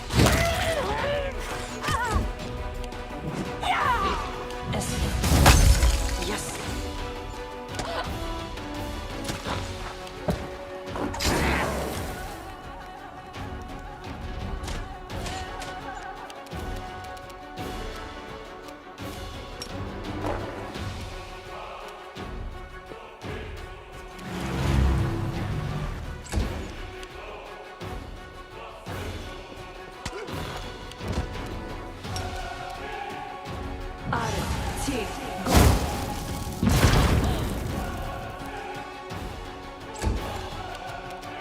Strike as one.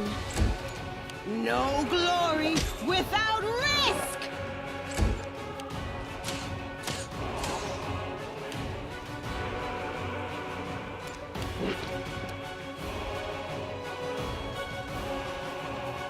Aporan, I said.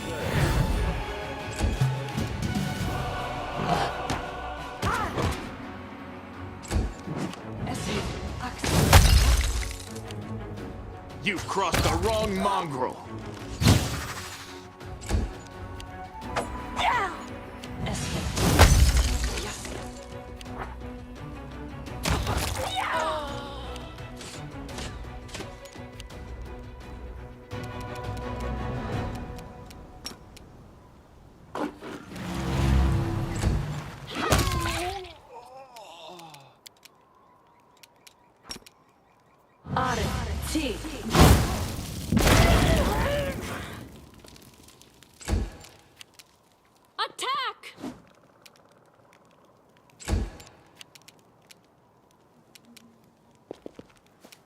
the inheritor.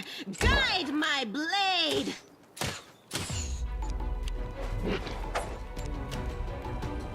Fall!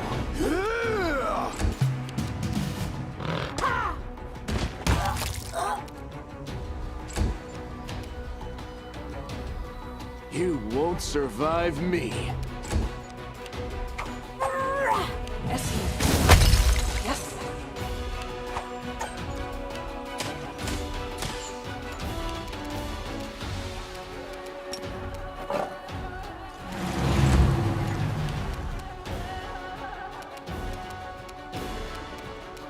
You're irrelevant.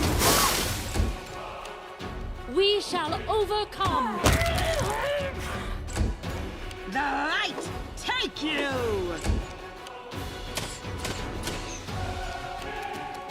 I will bring down the divine wrath.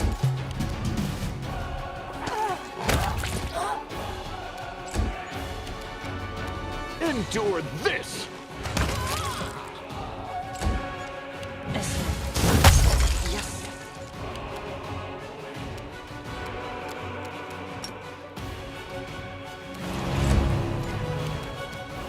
You should have listened to reason. Do not hold back.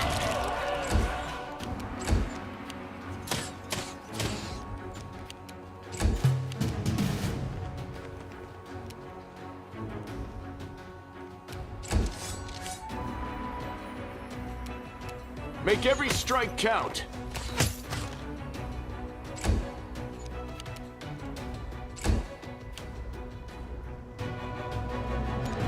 Mind over muscle.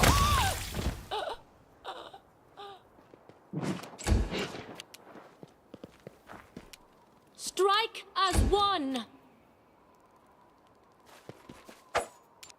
Into the fray.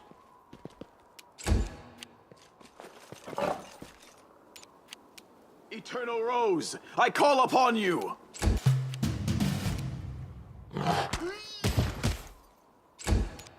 You've crossed the wrong mongrel.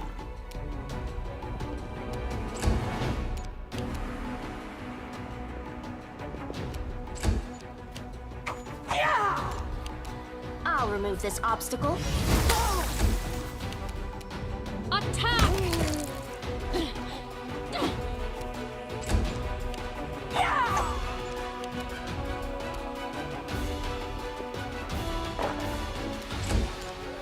Begone, fiend!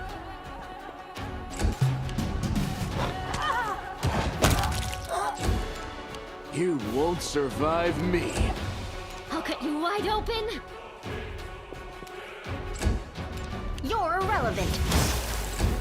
We shall overcome. Take this.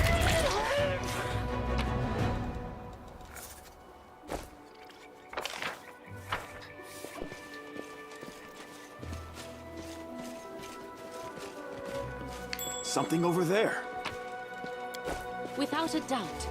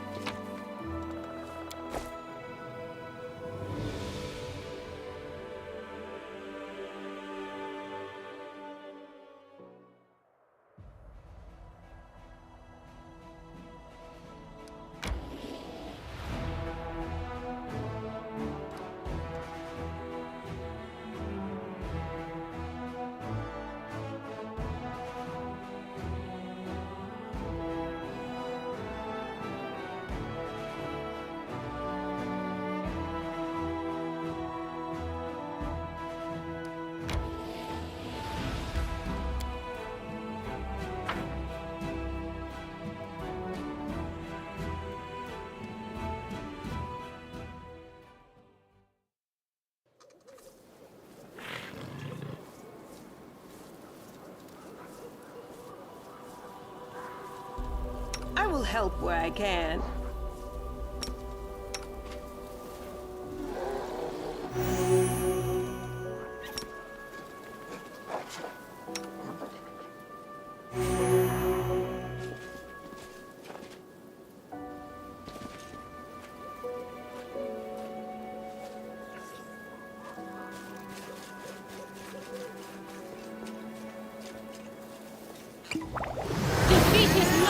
option.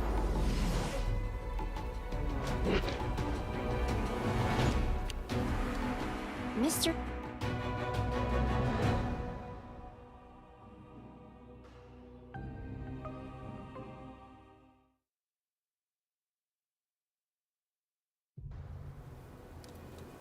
I'll watch your back.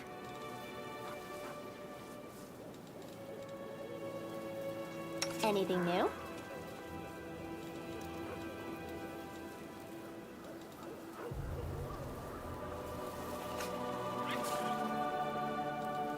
Are we in trouble yet? The world has suffered enough.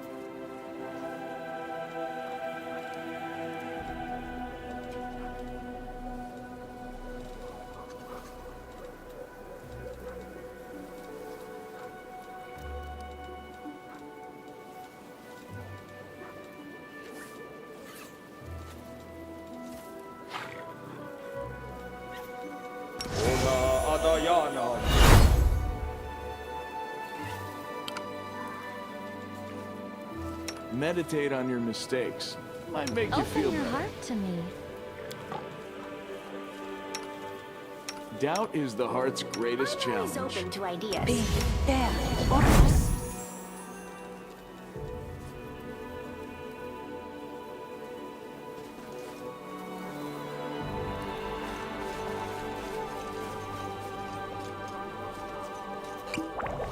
Save the last one for me.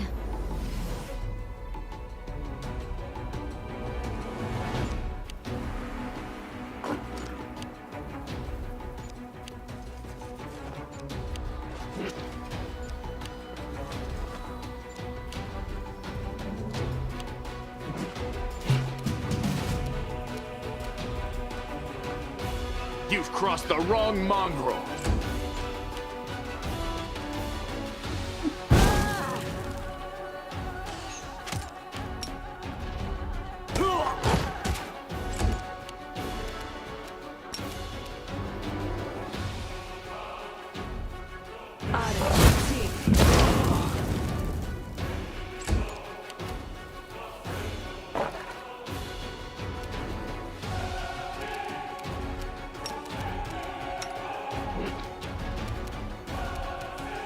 I'll cut you wide open.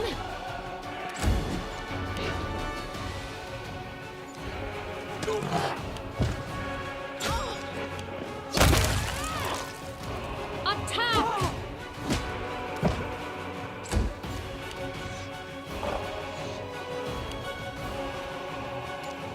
The light! Take you! Begone, fiend! You won't survive me.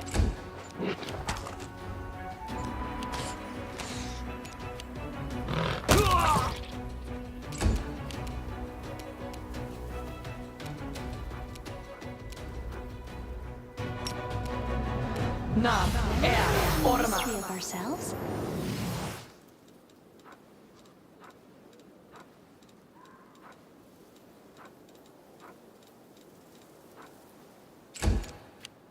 The spirits demand your blood!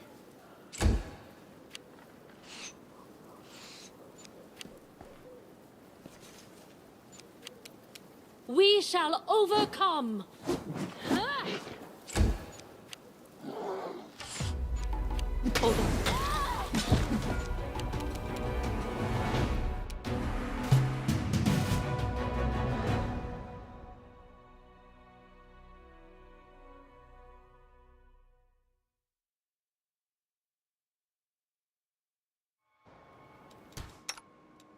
Always be ready for the worst.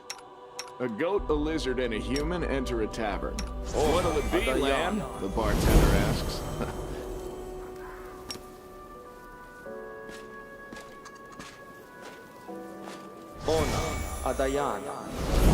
Our time has come. No reason to pause.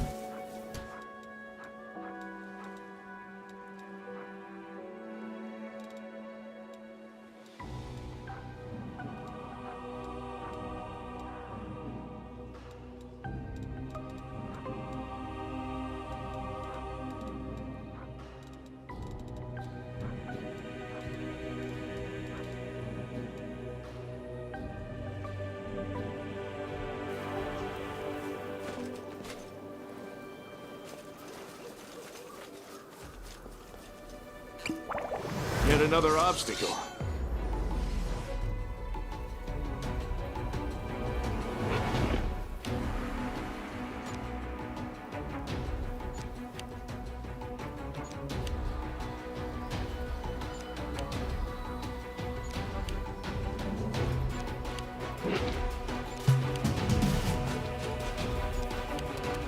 Attack!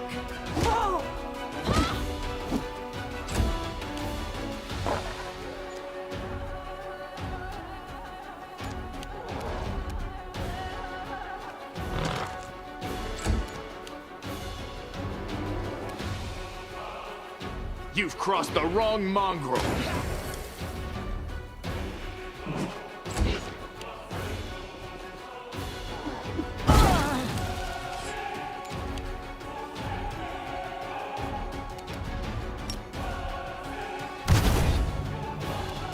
The light, take you!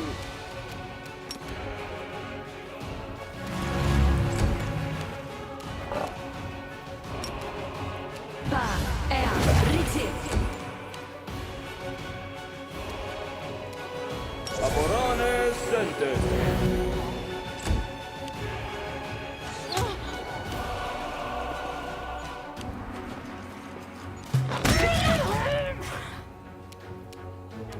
We shall overcome!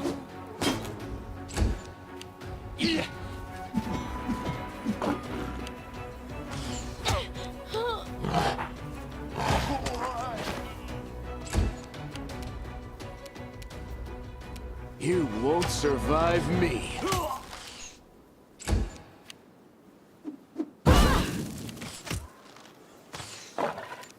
The Inheritor, guide my blade! I'll cut you wide open.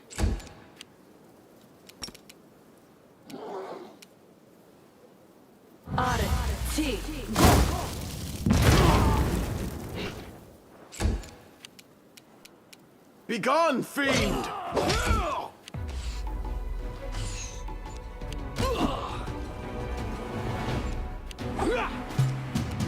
Do not hold back!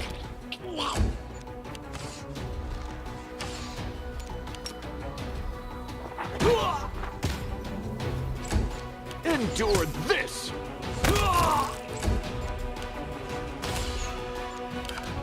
Into the fray! The spirits demand your blood. You should have listened to reason. Fall!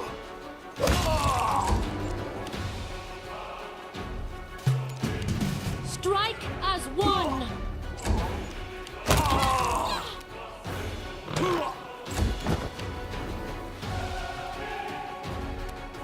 Make every strike count.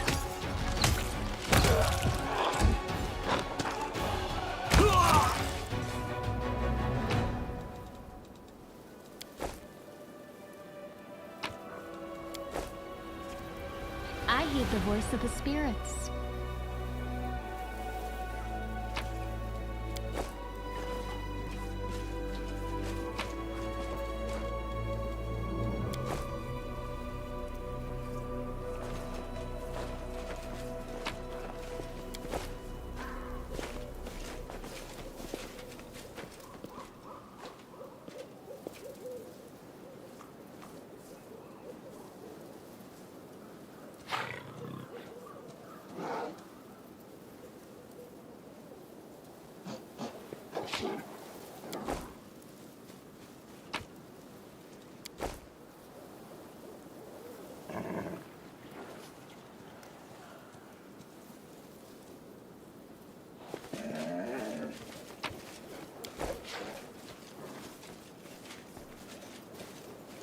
We march ahead.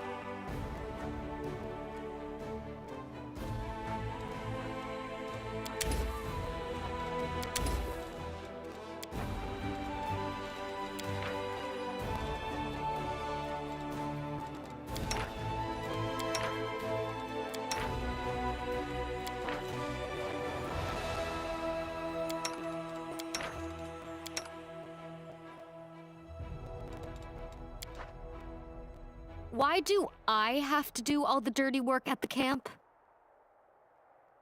We have plenty of soldiers.